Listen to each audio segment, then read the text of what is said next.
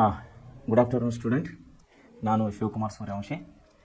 ಇವತ್ತಿನ ದಿವಸ ನಿಮಗೆ ಸಮಾಜ ಪಾಠವನ್ನು ಅಧ್ಯಯನ ಮಾಡಲಿಕ್ಕೆ ಬಂದಿದ್ದೇನೆ. ಅದರಲ್ಲಿ ವಿಶೇಷವಾಗಿ ಇತಿಹಾಸ ಅಧ್ಯಯನ. ಈಗ ನಾವು ಭಾಗ 1ರಲ್ಲಿ 4ನೇ ಅಧ್ಯಾಯ ನಾವು ಅಭ್ಯಾಸ ಮಾಡ್ತಾ ಇದ್ದೇವೆ. ಪ್ರೆಸೆಂಟ್ ಕ್ಲಾಸ್ನಿಂದ ನಿಮಗೆ ಕೊಡುವಂಥ ಪ್ರತಿಯೊಂದು ಅಭ್ಯಾಸವು, ಪ್ರತಿಯೊಂದು ವಿಷಯವೂ ಕೂಡ ತಾವುಗಳು ಒಳ್ಳೆಯ ರೀತಿಯಿಂದ ಸ್ಟಡಿ ಮಾಡಿ, ಒಳ್ಳೆಯ ರೀತಿಯಿಂದ ಎಲ್ಲ ವಿಷಯಗಳು ತಲೆಯಲ್ಲಿ ನೆನಪಿನಲ್ಲಿ ಇಟ್ಟುಕೊಂಡು ಮುಂದೆ ಪರೀಕ್ಷೆ ಬರೆಯುವುದರಿಂದ ನಿಮಗೆ ಮುಂದಿನ ಭವಿಷ್ಯ ಮತ್ತು ಮುಂದಿನ ವಿದ್ಯಾಭ್ಯಾಸಕ್ಕಾಗಿ ತುಂಬ ಅನುಕೂಲವಾಗುತ್ತದೆ ಅಂಥೇಳಿ ನಾನು ಒಂದು ಸರಿ ನಿಮ್ಗೆ ಹೇಳ್ತೀನಿ. ಸೊ ಈಗ ನಾವು 4ನೇ ಅಧ್ಯಾಯದಲ್ಲಿ ನಾವು ಎರಡನೇ ಹಂತಕ್ಕೆ ಬಂದಿದ್ದೀವಿ. ಈಗ ನಿನ್ನ ಕಮಿಷನರ್ಗಳ ಆಡಳಿತವನ್ನು ನಾವು ನೋಡಿದ್ದೀವಿ. 1831ರಿಂದ 1881ರವರೆಗಿನ ಕಮಿಷನರ್ ಆಡಳಿತವನ್ನು ನಾವು ನಿನ್ನ ನೋಡಿದ್ವಿ. ಈ 50 ವರ್ಷಗಳ ಸುದೀರ್ಘ ಆಡಳಿತದಲ್ಲಿ, ಅಂದರೆ 1830ರಿಂದ 81ರವರೆಗೆ ಈ 50 ವರ್ಷಗಳ ಸುದೀರ್ಘ ಆಡಳಿತದಲ್ಲಿ ನಾವು ಹಲವು ಬದಲಾವಣೆಗಳನ್ನು, ನಾವು ತೀರ್ಮಾನಗಳು ಕಾಣ್ತಾ ಇದ್ದೇವೆ. ನಾವು 1867ರ ಒಂದು ಮೈಸೂರು ಒಡೆಯರ ಕುಟುಂಬಕ್ಕೆ ಏನು ಮರಳಿ ಈ ಅವರ ಅಧಿಕಾರವನ್ನು ಹೊಳ್ಳಿ ರಿಟರ್ನ್ ಕೊಡಬೇಕನ್ನೋಂಥ ಒಂದು ತೀರ್ಮಾನ ಇಂಗ್ಲೆಂಡ್ ದೇಶದಲ್ಲಿ ಆದಾಗ, ಆವಾಗ ಯಾರು ಜಯಚಾಮರಾಜ ಒಡೆಯರು ಚಿಕ್ಕ ವಯಸ್ಸಿನಲ್ಲಿ ಇದ್ದಿದ್ದ ಸಲುವಾಗಿ ಅವರಿಗೆ ಅಧಿಕಾರ ಕೊಡಲಿಕ್ಕಾಗಿಲ್ಲ. ಮುಂದೆ ಅವರು ವಯಸ್ಸಿಗೆ ಬಂದ ಮೇಲೆ 1881ರಲ್ಲಿ ಪ್ರಾಪ್ತ ವಯಸ್ಸಿಗೆ ಬಂದಾಗ ಅವರನ್ನು ಪಟ್ಟಕ್ಕೆ ಕಟ್ಟಲಾಯಿತು ಅನ್ನುವಂಥ ಒಂದು ಶಬ್ದವನ್ನು, ಅನ್ನೋಂಥ ಒಂದು ವಿಷಯವನ್ನು ನಾವು ನಿನ್ನೆ ಅಭ್ಯಾಸ ಮಾಡಿದೆವು. ಸೊ ಈಗ ನಾವು ಮುಂದಿನ ಭಾಗವಾಗಿ 10ನೇ ಚಾಮರಾಜ ಒಡೆಯರ್ ಬಗ್ಗೆ ನಾವು ಇವತ್ತು ಅಭ್ಯಾಸವನ್ನು ಮಾಡುವವರಾಗಿದ್ದೇವೆ. ವಿದ್ಯಾರ್ಥಿಗಳೇ, ನಾವು ಒಡೆಯರ ಒಂದು ವಂಶಕ್ಕೆ ಬಂದಾಗ ಸುಮಾರು ನಾವು ನಿನ್ನೆ ನೋಡಿದ್ದೇವೆ 25 ಒಡೆಯರ ಅರಸುಗಳು ರಾಜ್ಯಭಾರವನ್ನು ಮಾಡಿದ್ದಾರೆ. ಅದರಲ್ಲಿ ಪ್ರಮುಖರ ಬಗ್ಗೆ ಅಷ್ಟೇ ನಾವು ನಮ್ಮ ಪಠ್ಯಪುಸ್ತಕಕ್ಕೆ ಕೊಟ್ಟಿದ್ದಾರೆ. ಉಳಿದಂಥವು ನಾವು ಮುಂದೆ ನೀವು ಕಾಲೇಜ್ಗೆ ಹೋಗಿನಾಗ ನಿಮಗೆ ಕರ್ನಾಟಕ ಇತಿಹಾಸ ಅನ್ನೋಂಥ ಒಂದು ಸಪ್ರೇಟ್ ಒಂದು ಚಾಪ್ಟರ್, ಒಂದು ಬುಕ್ ಅಂದರೆ ಬರ್ತದೆ ಸಪ್ರೇಟ್. ಅದರಲ್ಲಿ ಕರ್ನಾಟಕ ಇತಿಹಾಸ ಎಲ್ಲ ಅರಸರುಗಳ ಬಗ್ಗೆ, ಅಂದರೆ ಕರ್ನಾಟಕ ಇತಿಹಾಸನ ಹುಟ್ಟಿಕೊಂಡಿದ್ದರಿಂದ ಇಂಡಿಪೆಂಡೆಂಟ್ ಅಂದರೆ ಸ್ವತಂತ್ರ ದೇಶ ಆಗುವವರೆಗೆ ಎಲ್ಲ ರಾಜ್ಯಗಳ ಬಗ್ಗೆ ಅದರಲ್ಲಿ ಡೀಟೇಲ್ಸ್ ಆಗಿ ಕೊಟ್ಟಿದ್ದಾರೆ. ಸೊ ಈ ಒಂದು ಪಠ್ಯದಲ್ಲಿ ನಾವು ಏನು ನೋಡ್ತಾ ಇದ್ದೀವಿ ಅಂದರೆ, ಮೈಸೂರು ಅರಸರಲ್ಲಿ ಪ್ರಮುಖ ಒಡೆಯರನ್ನು ಮಾತ್ರ ನಾವು ಅಭ್ಯಾಸ ಮಾಡ್ತಾ ಇದ್ದೀವಿ. ಈಗ ನಾವು 10ನೇ ಚಾಮರಾಜ ಒಡೆಯರ ಬಗ್ಗೆ ನಾವು ಅಭ್ಯಾಸ ಮಾಡುವವರಾಗಿದ್ದೇವೆ. ಏನಂದರೆ 1881ರಿಂದ 1894ರವರೆಗೆ, ಅಂದರೆ 13 ವರ್ಷಗಳ ಸುದೀರ್ಘ ಆಡಳಿತವನ್ನು ಇಲ್ಲಿ ಚಾಮರಾಜ ಒಡೆಯರ್, 10ನೇ ಚಾಮರಾಜ ಒಡೆಯರು ಅಧಿಕಾರ ನಡೆಸ್ತಾರೆ. ಬ್ರಿಟಿಷ್ ಸರ್ಕಾರವು ತನ್ನ ಆಶ್ವಾಸನೆಯಂತೆ 1881ರಲ್ಲಿ ಮೈಸೂರಿನ ಸಿಂಹಾಸನವನ್ನು 10ನೇ ಚಾಮರಾಜ ಒಡೆಯರಿಗೆ ವಹಿಸಿತ್ತು. ಕಮಿಷನರ್ಗಳ ಆಡಳಿತ ಕೊನೆಗೊಂಡು ರೆಸಿಡೆಂಟ್ ಎಂಬ ಬ್ರಿಟಿಷ್ ಪದ್ಧತಿಯನ್ನು ನೇಮಿಸಲಾಯಿತು. ಇಲ್ಲಿ ರೆಸಿಡೆಂಟ್ ಅಂದರೆ ಪ್ರತಿನಿಧಿ ಅಂತ ಅದರ ಅರ್ಥವಾಗುತ್ತದೆ. ಈ ಕಮಿಷನರ್ಗಳ ಆಡಳಿತದ ನಂತರ ರೆಸಿಡೆಂಟ್ ಪ್ರತಿನಿಧಿ ಅನ್ನೋಂಥ ಒಂದು ಪದ್ಧತಿಯನ್ನು ಜಾರಿಗೆ ತಂದಿರಲ್ಲ. ಆವಾಗ ಇವರ ಜೊತೆಗೆ ದಿವಾನರಾಗಿ ಕೂಡ ಇವರ ಅಧಿಕಾರಕ್ಕೆ ಅಂದರೆ ಸಹಾಯಕ್ಕಾಗಿ ದಿವಾನರು ಕೂಡ ನೇಮಿಸಲಾಗಿತ್ತು. ಸಿ ರಂಗಾಚಾರ್ಲು ಅವರು ನೇಮಿಸಲ್ಪಟ್ಟರು ಮೊದಲನೇ ದಿವಾನರಾಗಿ.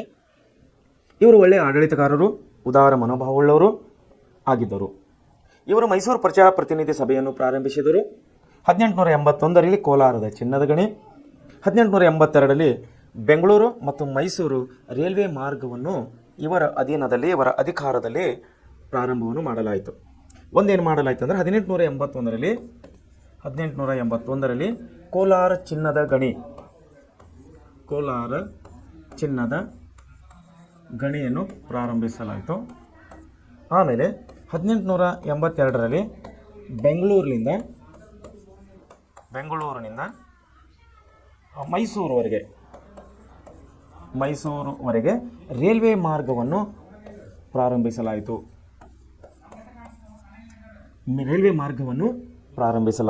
ಯಾವಾಗ? 10ನೇ ಚಾಮರಾಜ ಒಡೆಯರ ಕಾಲದಲ್ಲಿ. 1883ರಲ್ಲಿ ಸಿ ರಂಗಾಚಾರ್ಲವರು ಕಾಲವಾದ ನಂತರ, ಅಂದರೆ ಅವರ ನಿಧನವಾದ ನಂತರ ಅವರ ಸ್ಥಾನಕ್ಕೆ ಸಿ ರಂಗಾಚಾರ್ಲು ಯಾರು ದಿವಾನರಾಗಿದ್ದಾರಲ್ಲ ಅವರ ಕಾಲಕ್ಕೆ, ಅವರ ಸ್ಥಳಕ್ಕೆ, ಅವರ ಒಂದು ಕಾಲವಾದ ನಂತರ ಅಂದರೆ ಅವರ ಬದಲಾಗಿ ಅವರ ಸ್ಥಳದಲ್ಲಿ ಯಾರನ್ನು ತರಲಾಗಿತ್ತಂದರೆ ಕೆ ಶೇಷಾದ್ರಿ ಅಯ್ಯರ್ ಅನ್ನೋಂತಹ ದಿವಾನರನ್ನು ಈ ಆಸ್ಥಾನದಲ್ಲಿ, ಮೈಸೂರು ಆಸ್ಥಾನದಲ್ಲಿ ತಂದು ಕೂರಿಸಲಾಗಿತ್ತು. ರಾಜ್ಯದ ವಿವಿಧ ಅಧಿಕಾರ ಸ್ಥಾನಗಳಲ್ಲಿ ಕೆಲಸ ಮಾಡಿದ ಇವರು ಹಲವು ಹೊಸ ರೈಲ್ವೆ ಮಾರ್ಗಗಳನ್ನು ನಿರ್ಮಾಣಕ್ಕೆ ಕಾರಣಕರ್ತರಾದರು. ಯಾರು? ಕೆ ಶೇಷಾದ್ರಿ ಅಯ್ಯರ್ ಅವರು.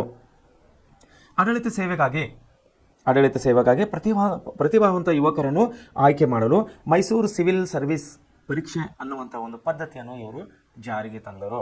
ಅಂದರೆ ಆಡಳಿತದಲ್ಲಿ ಸಹಾಯವಾಗಲಿಕ್ಕೆ ಅಧಿಕಾರಶಾಹಿಗಳು ಬೇಕಲ್ಲ, ಕೆಳವರ್ಗದ ಅಧಿಕಾರಶಾಹಿಗಳು ಅಧಿಕಾರಿ ವರ್ಗದವರು ಬೇಕಲ್ಲ, ಈ ಅಧಿಕಾರ ವರ್ಗದ ನೇಮಕ ಮಾಡಿಕೊಳ್ಳಲಿಕ್ಕೆ ಮೈಸೂರು ಸಿವಿಲ್ ಸರ್ವಿಸ್ ಅನ್ನುವಂಥ ಹೊಸ ನಿಯಮವನ್ನು ಜಾರಿಗೆ ತಂದರು. ಅಂದರೆ ಕಾಂಪಿಟೇಷನ್ ಎಕ್ಸಾಮ್ಸ್, ಸ್ಪರ್ಧಾತ್ಮಕ ಪರೀಕ್ಷೆಗಳು ಇವಾಗ ನಮ್ಮ ಸರ್ಕಾರಗಳ ಕೇಂದ್ರ ಸರ್ಕಾರ ಮತ್ತು ರಾಜ್ಯ ಸರ್ಕಾರ ಯಾವ ರೀತಿ ನಡೆಸ್ತಾ ಇರುತ್ತದಲ್ಲ, ಅದೇ ಮಾದರಿಯಲ್ಲಿ ಮೈಸೂರು ಸಿವಿಲ್ ಸರ್ವಿಸ್ ಅನ್ನುವಂಥ ಪರೀಕ್ಷಾ ಪದ್ಧತಿಯನ್ನು ಇವರು ಯಾರು ಕೆ ಶೇಷಾದ್ರಿ ಅಯ್ಯನವರು ಜಾರಿಗೆ ತಂದರು. ಇದರ ಮೂಲಕ ಸರ್ಕಾರಿ ನೌಕರಿಗೆ ಸೇರಬೇಕಾ ಅನಿಸುವವರು, ಅಂದರೆ ಆವಾಗ ಮೈಸೂರು ಒಡೆಯರ ಸಾಮ್ರಾಜ್ಯದಲ್ಲಿ ಕೆಲಸ ಮಾಡಬೇಕು ಅನಿಸಿನವರು ಆ ಪರೀಕ್ಷೆಗೆ ಹಾಜರಾಗಿ ಆ ಪರೀಕ್ಷೆಯಲ್ಲಿ ಉತ್ತೀರ್ಣರಾಗಿ ಅಲ್ಲಿ ಆಡಳಿತದಲ್ಲಿ ಇವರು ಭಾಗವಹಿಸಬಹುದಾಗಿತ್ತು.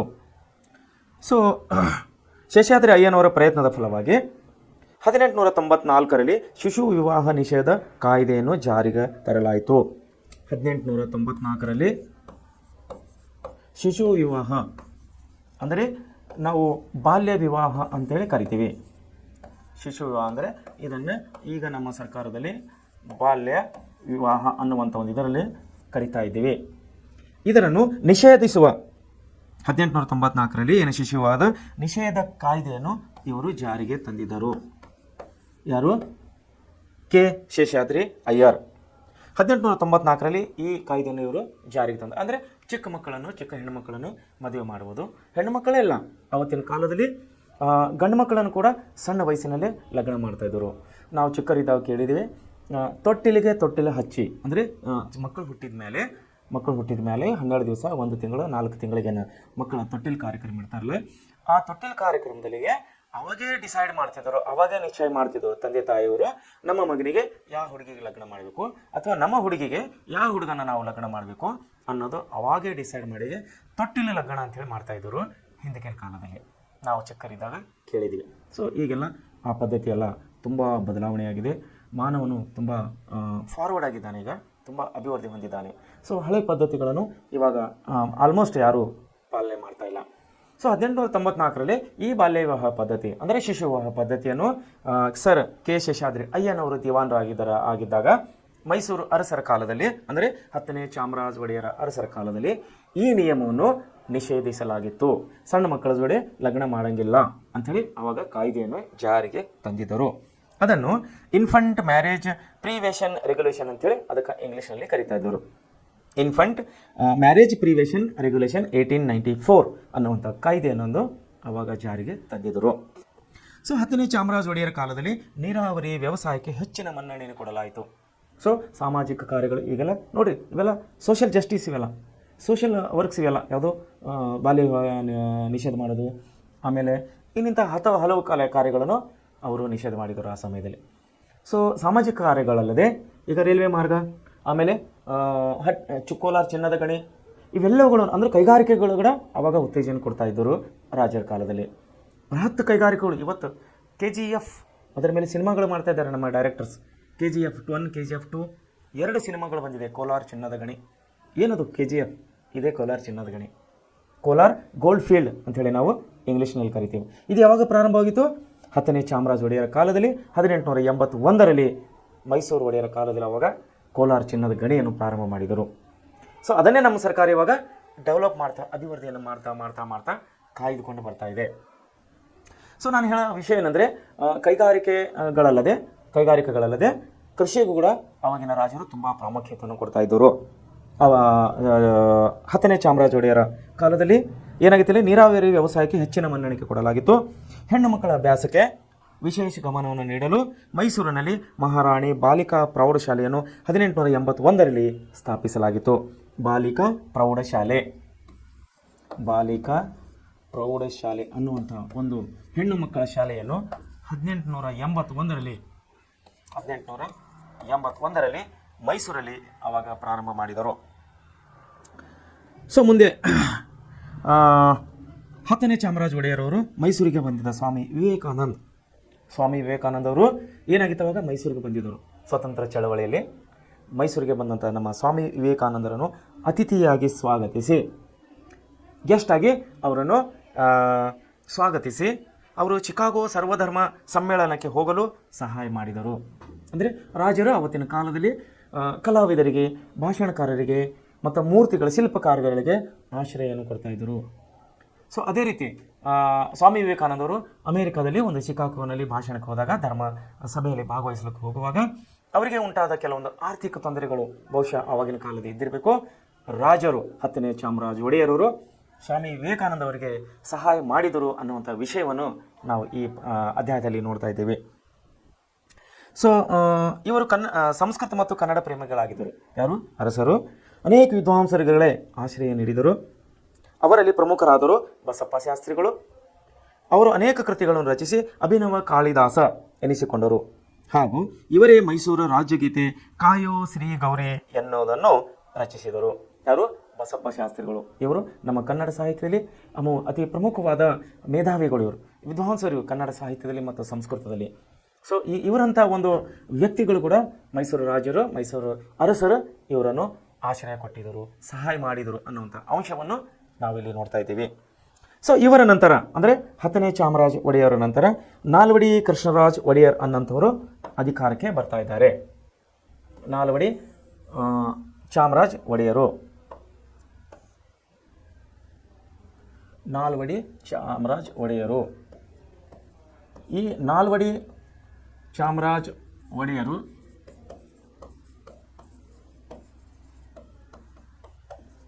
ಚಾಮರಾಜ ಒಡೆಯರು 1894ರಿಂದ 1940ರವರೆಗೆ, ಅಂದರೆ ನಿಯರ್ ಬೈ ನಮ್ಮ ಸ್ವಾತಂತ್ರ್ಯ ಬರೋವರೆಗೆ ಇವರು ಅಧಿಕಾರದಲ್ಲಿ ಇದ್ದರು. 1940ರವರೆಗೆ ಇವರು ಅಧಿಕಾರದಲ್ಲಿ ಇದ್ದರು ಅನ್ನುವಂಥ ಅಂಶವನ್ನು ನಾವು ಈ ಪಾಠದಲ್ಲಿ ನೋಡ್ತಾ ಇದ್ದೀವಿ. ಯಾರು? ನಾಲ್ವಡಿ ಚಾಮರಾಜ ಒಡೆಯರು. ಸೊ ಈ ನಾಲ್ವಡಿ ಚಾಮರಾಜ ಒಡೆಯರ ಬಗ್ಗೆ ನಾವು ಅಭ್ಯಾಸವನ್ನು ಮಾಡುವಾಗ ಇವರು ಪ್ರಾಪ್ತ ವಯಸ್ಕರಾಗುವವರೆಗೆ, ಅಂದರೆ ದೊಡ್ಡ ವಯಸ್ಸಿಗೆ ಬರೋವರೆಗೆ, ಅಂದರೆ ಬಹುಶಃ ಚಿಕ್ಕವರಿದ್ದರು. ಆ ಸಮಯದಲ್ಲಿ ಇವರಿಗೆ ಅಧಿಕಾರ ಕೊಡುವಾಗ ಚಿಕ್ಕವರಿದ್ದರು ಅಂತ ಅಂಶವನ್ನು ನಾವು ಇಲ್ಲಿ ಕಾಣ್ತಾ ಇದ್ದೇವೆ. ಇವರು ಪ್ರಾಪ್ತ ವಯಸ್ಕರಾಗುವವರೆಗೆ ಇವರ ತಾಯಿ ಮಹಾರಾಣಿ ವಾಣಿ ವಿಲಾಸ್. ಇವರ ಹೆಸರು ನೋಡ್ರಿ, ವಾಣಿ ವಿಲಾಸ್. ಬಹುಶಃ ತಾವು ಬೆಂಗಳೂರಿಗೆ ಯಾವಾಗ ಹೋದಾಗ, ವಿದ್ಯಾರ್ಥಿಗಳೇ ಬೆಂಗಳೂರಿಗೆ ತಾವುಗಳು ಹೋದಾಗ KR ಮಾರ್ಕೆಟ್ ಅಂತೇಳಿ ಒಂದು ಸ್ಟಾಪ್ ಬರ್ತದೆ, ಮೆಟ್ರೋ ಸ್ಟಾಪ್ ಬಸ್ ಸ್ಟಾಪ್ ಬರ್ತದೆ. ಮೆಟ್ರೋಗೆ ತಾವು ಸಂಚರಿಸಿದಾಗ ಗಮನ ಕೊಡಬೇಕು. KR ಮಾರ್ಕೆಟ್ನಲ್ಲಿ ಸ್ವಲ್ಪ ನಾವು ರೈಟ್ ಸೈಡಿಗೆ ಬಂದೇವಂದರೆ ಅಲ್ಲಿ ಒಂದು ಆಸ್ಪತ್ರೆ ಇದೆ. ಇವಾಗ ಪ್ರಸ್ತುತ ಬೆಂಗಳೂರಿನಲ್ಲಿ ಆ ಆಸ್ಪತ್ರೆ ಹೆಸರು ವಾಣಿ ವಿಲಾಸ್ ಆಸ್ಪತ್ರೆ. ಸೊ ವಾಣಿ ವಿಲಾಸ್ ಅವರು ಯಾರು? ಇವರು ನಾಲ್ವಡಿ ಚಾಮರಾಜ ಒಡೆಯರ ತಾಯಿಯವರು. ನಾಲ್ವಡಿ ಕೃಷ್ಣರಾಜ ಒಡೆಯರು. ನಾಲ್ವಡಿ ಕೃಷ್ಣರಾಜ ಒಡೆಯರು. ನಾಲ್ವಡಿ ಕೃಷ್ಣರಾಜ ಒಡೆಯರ ತಾಯಿಯು ಯಾರು? ವಾಣಿ ವಿಲಾಸ್. ಇವರ ಒಂದು ಹೆಸರಿನಲ್ಲಿ ನಾವು ಇವತ್ತಿನ ಸಮಯದಲ್ಲಿ ಕೂಡ ಬೆಂಗಳೂರು KR ಮಾರ್ಕೆಟ್ನಲ್ಲಿ ಇವರ ಹೆಸರ ಮೇಲೆ ಆಸ್ಪತ್ರೆಯನ್ನು ನೋಡುವವರಾಗಿದ್ದಾವೆ. ಪ್ರೆಸೆಂಟ್ವಾಗಿ ಪ್ರತ್ಯಕ್ಷವಾಗಿ ನಾವು ನೋಡ್ಬೋದು. ಸೊ ಏನಾಗ್ತದೆ ಅಂದರೆ, ವಾಣಿ ವಿಲಾಸ್ ಸನ್ನಿಧಾನದಲ್ಲಿ ಕೆಂಪ ನಂಜಮಣಿ ಅವರು ರಾಜಪ್ರತಿನಿಧಿಯಾಗಿ 1902ರವರೆಗೆ ಆಡಳಿತ ನಡೆಸಿದರು. 1902ರವರೆಗೆ ಕೆಂಪ ನಂಜಮಣಿ ಅವರು ಪ್ರತಿನಿಧಿಯಾಗಿ 1902ರವರೆಗೆ ಆಡಳಿತವನ್ನು ನಡೆಸಿದರು. ಚಿನ್ನದ ಗಣಿ ಅವರಿಗೆ ಆಡಳಿತದಲ್ಲಿ ದಿವಾನರು ಮತ್ತು ಅವರ ಸಲಹಾ ಸಮಿತಿ ಸದಸ್ಯರು ನೆರವು ನೀಡ್ತಾ ಇದ್ದರು. ಅಂದರೆ ಇವರು ರಾಜರು ಚಿಕ್ಕವರು ಇದ್ದರು, ಅಂದರೆ ವಯಸ್ಸಿಗೆ ಇನ್ನೂ ಬಂದಿದ್ದಿಲ್ಲ. ಸೊ ಅವರ ಪ್ರತಿನಿಧಿಯಾಗಿ ಅವರ ತಾಯಿಯನ್ನು ಅಧಿಕಾರ ನಡೆಸ್ತಾ ಇದ್ದರು. ಇವರಿಗೆ ಸಹಾಯಕರಾಗಿ, ಅಂದರೆ ಇವರು ತಾಯಿಗೆ ಸಹಾಯಕರಾಗಿ ಯಾರ್ಯಾರು ಇರ್ತಿದ್ರು? ದಿವಾನರು ಇರ್ತಿದ್ರು. ಮತ್ತು ಒಂದು ಸಲಹಾ ಸಮಿತಿ ಅನ್ನೋದು ಅವತ್ತಿನ ಕಾಲದಲ್ಲಿ ಇತ್ತು. ಅಂದರೆ ಅದರಲ್ಲಿ ಮುಖಂಡರು, ಸೈನಿಕ ಮುಖಂಡರು, ಅಲ್ಲಿನ ಮೇಧಾವಿಗಳು, ಹಿರಿಯರು ಎಲ್ಲರೂ ಕೂಡಿ ರಾಜಭಾರ ಮಾಡಲಿಕ್ಕೆ, ಯಾವ ರೀತಿ ರಾಜಭಾರ ಮಾಡಬೇಕು ಅನ್ನುವಂಥ ವಿಷಯಗಳಲ್ಲಿ ಅವರಿಗೆ ಗೈಡೆನ್ಸ್ ಮಾಡಲಿಕ್ಕೆ, ಅವರಿಗೆ ಸಲಹೆ ಕೊಡಲಿಕ್ಕೆ ಒಂದು ಸಲಹಾ ಸಮಿತಿ ಅನ್ನೋದು ಅವಾಗ ಇತ್ತು. ಈ ಸಲಹಾ ಸಮಿತಿಯು ಕೂಡ ಅವರನ್ನು ನೆರವು ಕೊಡ್ತಾ ಇತ್ತು. ಅದೇ ರೀತಿ ಚಿನ್ನದ ಗಣಿ ಸುಧಾರಣೆ ಮಾಡಿದ್ರು. ಇದೇ ಒಂದು ಸಂದರ್ಭದಲ್ಲಿ ಕಾಲೇಜುಗಳು ಸ್ಥಾಪನೆ ಮಾಡಿದರು. ಮಾರಿಕಣಿವೆ ಜಲಾಶಯ ನಿರ್ಮಾಣ ಮಾಡಿದರು. ರೈಲು ಮಾರ್ಗಗಳನ್ನು ಮಾಡಿದರು. ಆಸ್ಪತ್ರೆಗಳನ್ನು ಕಟ್ಟಿಸಿದರು. ಹಾಗೂ ಕಾವೇರಿ ಜಲಪಾತವನ್ನು ಉಪಯೋಗಿಸಿಕೊಂಡು ಶಿವನ ಸಮುದ್ರದಲ್ಲಿ ಶಿವನ ಸಮುದ್ರದಲ್ಲಿ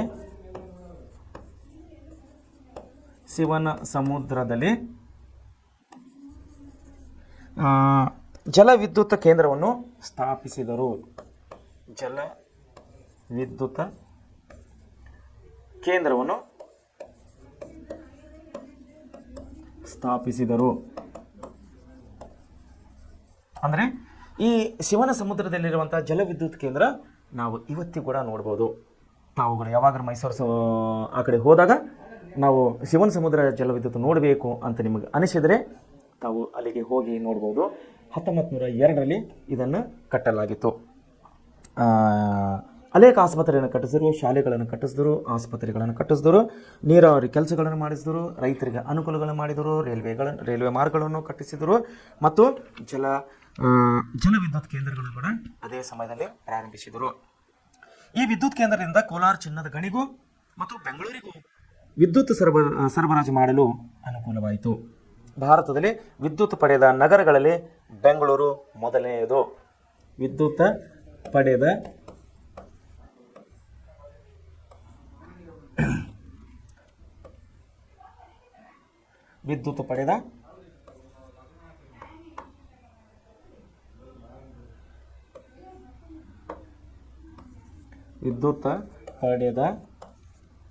ಪ್ರಥಮ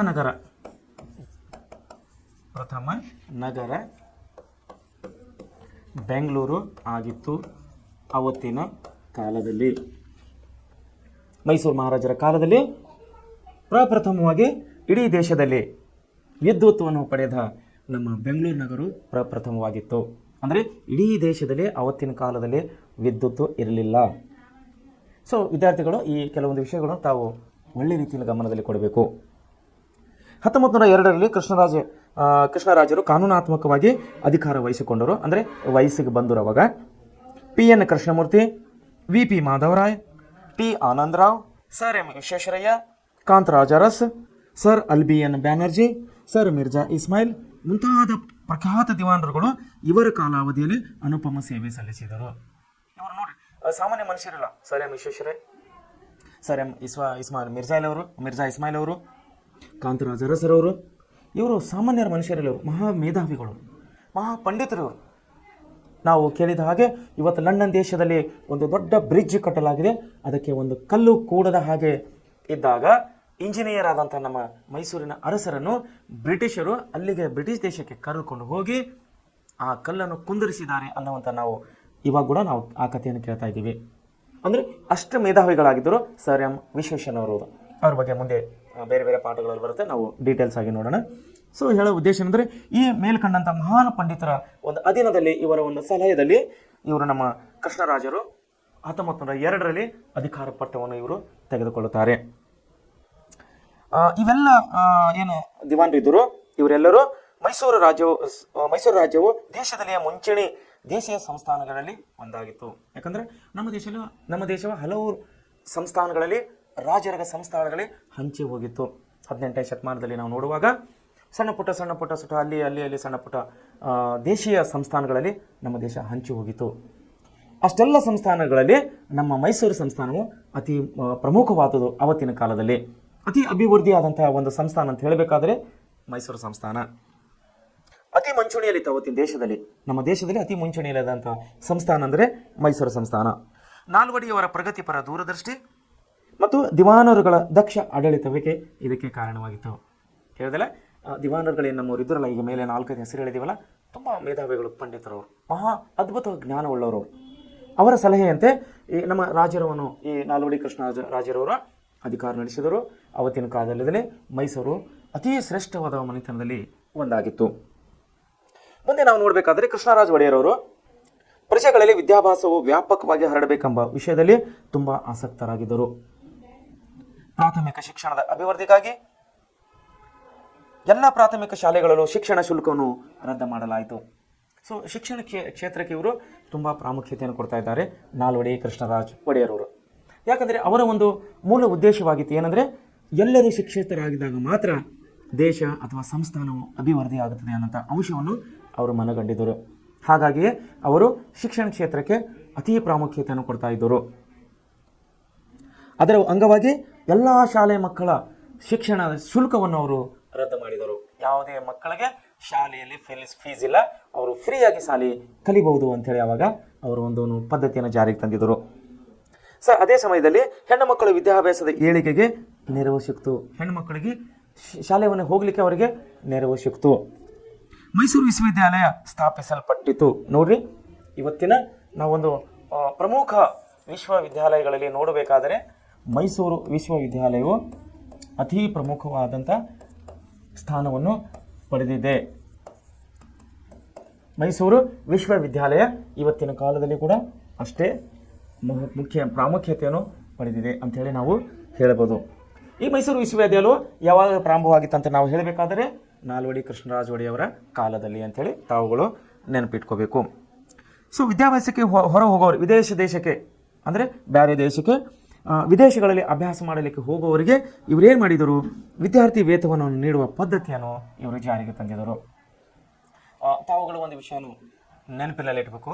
ನಮ್ಮ ದೇಶದಲ್ಲಿ ಇದ್ದಂಥ ಮಹಾನ್ ಪಂಡಿತರು, ಉದಾಹರಣೆಗೆ ಮಹಾತ್ಮ ಗಾಂಧಿಯವರು, ಸರ್ದಾರ್ ವಲ್ಲಭಾಯ್ ಪಟೇಲ್ ಅವರು, ಜವಾಹರ್ಲಾಲ್ ನೆಹರು ಅವರು, ಬಾಬಾ ಸಾಹೇಬ್ ಅಂಬೇಡ್ಕರ್ ಅವರು, ಇವರೆಲ್ಲ ಮಹಾನ್ ವ್ಯಕ್ತಿಗಳು ಉನ್ನತ ವ್ಯಾಸಂಗಕ್ಕಾಗಿ ಅವರು ವಿದೇಶಿಗಳಿಗೆ ಹೋಗಿ ಶಾಲೆ ಕಲಿತಿದ್ದಾರೆ ಅನ್ನುವಂಥ ಅಂಶಗಳನ್ನು ತಾವು ನೆನಪಿನಲ್ಲಿಟ್ಟುಕೊಳ್ಬೇಕು. ಇಂತಹ ಪರಿಸ್ಥಿತಿಯಲ್ಲಿ ನಮ್ಮ ದೇಶದ ವಿದ್ಯಾರ್ಥಿಗಳು ವಿದೇಶಕ್ಕೆ ಹೋಗಿ ಅವರು ಅಭ್ಯಾಸ ಮಾಡ್ತೀವಂದರೆ ರಾಜರು ಏನು ಮಾಡಿದರು, ನಾಲ್ವಡಿ ಕೃಷ್ಣರಾಜ ಅರಸರು ಏನು ಮಾಡಿದರು, ವಿದ್ಯಾರ್ಥಿ ವೇತನವನ್ನು ಅವತ್ತಿನ ಕಾಲದಲ್ಲಿ ಜಾರಿಗೆ ತಂದಿದ್ದರು. ಬೆಂಗಳೂರಿನಲ್ಲಿ ಭಾರತೀಯ ವಿಜ್ಞಾನ ಸಂಸ್ಥೆಯನ್ನು 1909ರಲ್ಲಿ ಭಾರತೀಯ ವಿಜ್ಞಾನ ಎಂಬಂತಹ ಸಂಸ್ಥೆಯನ್ನು ಟಾಟಾರವರ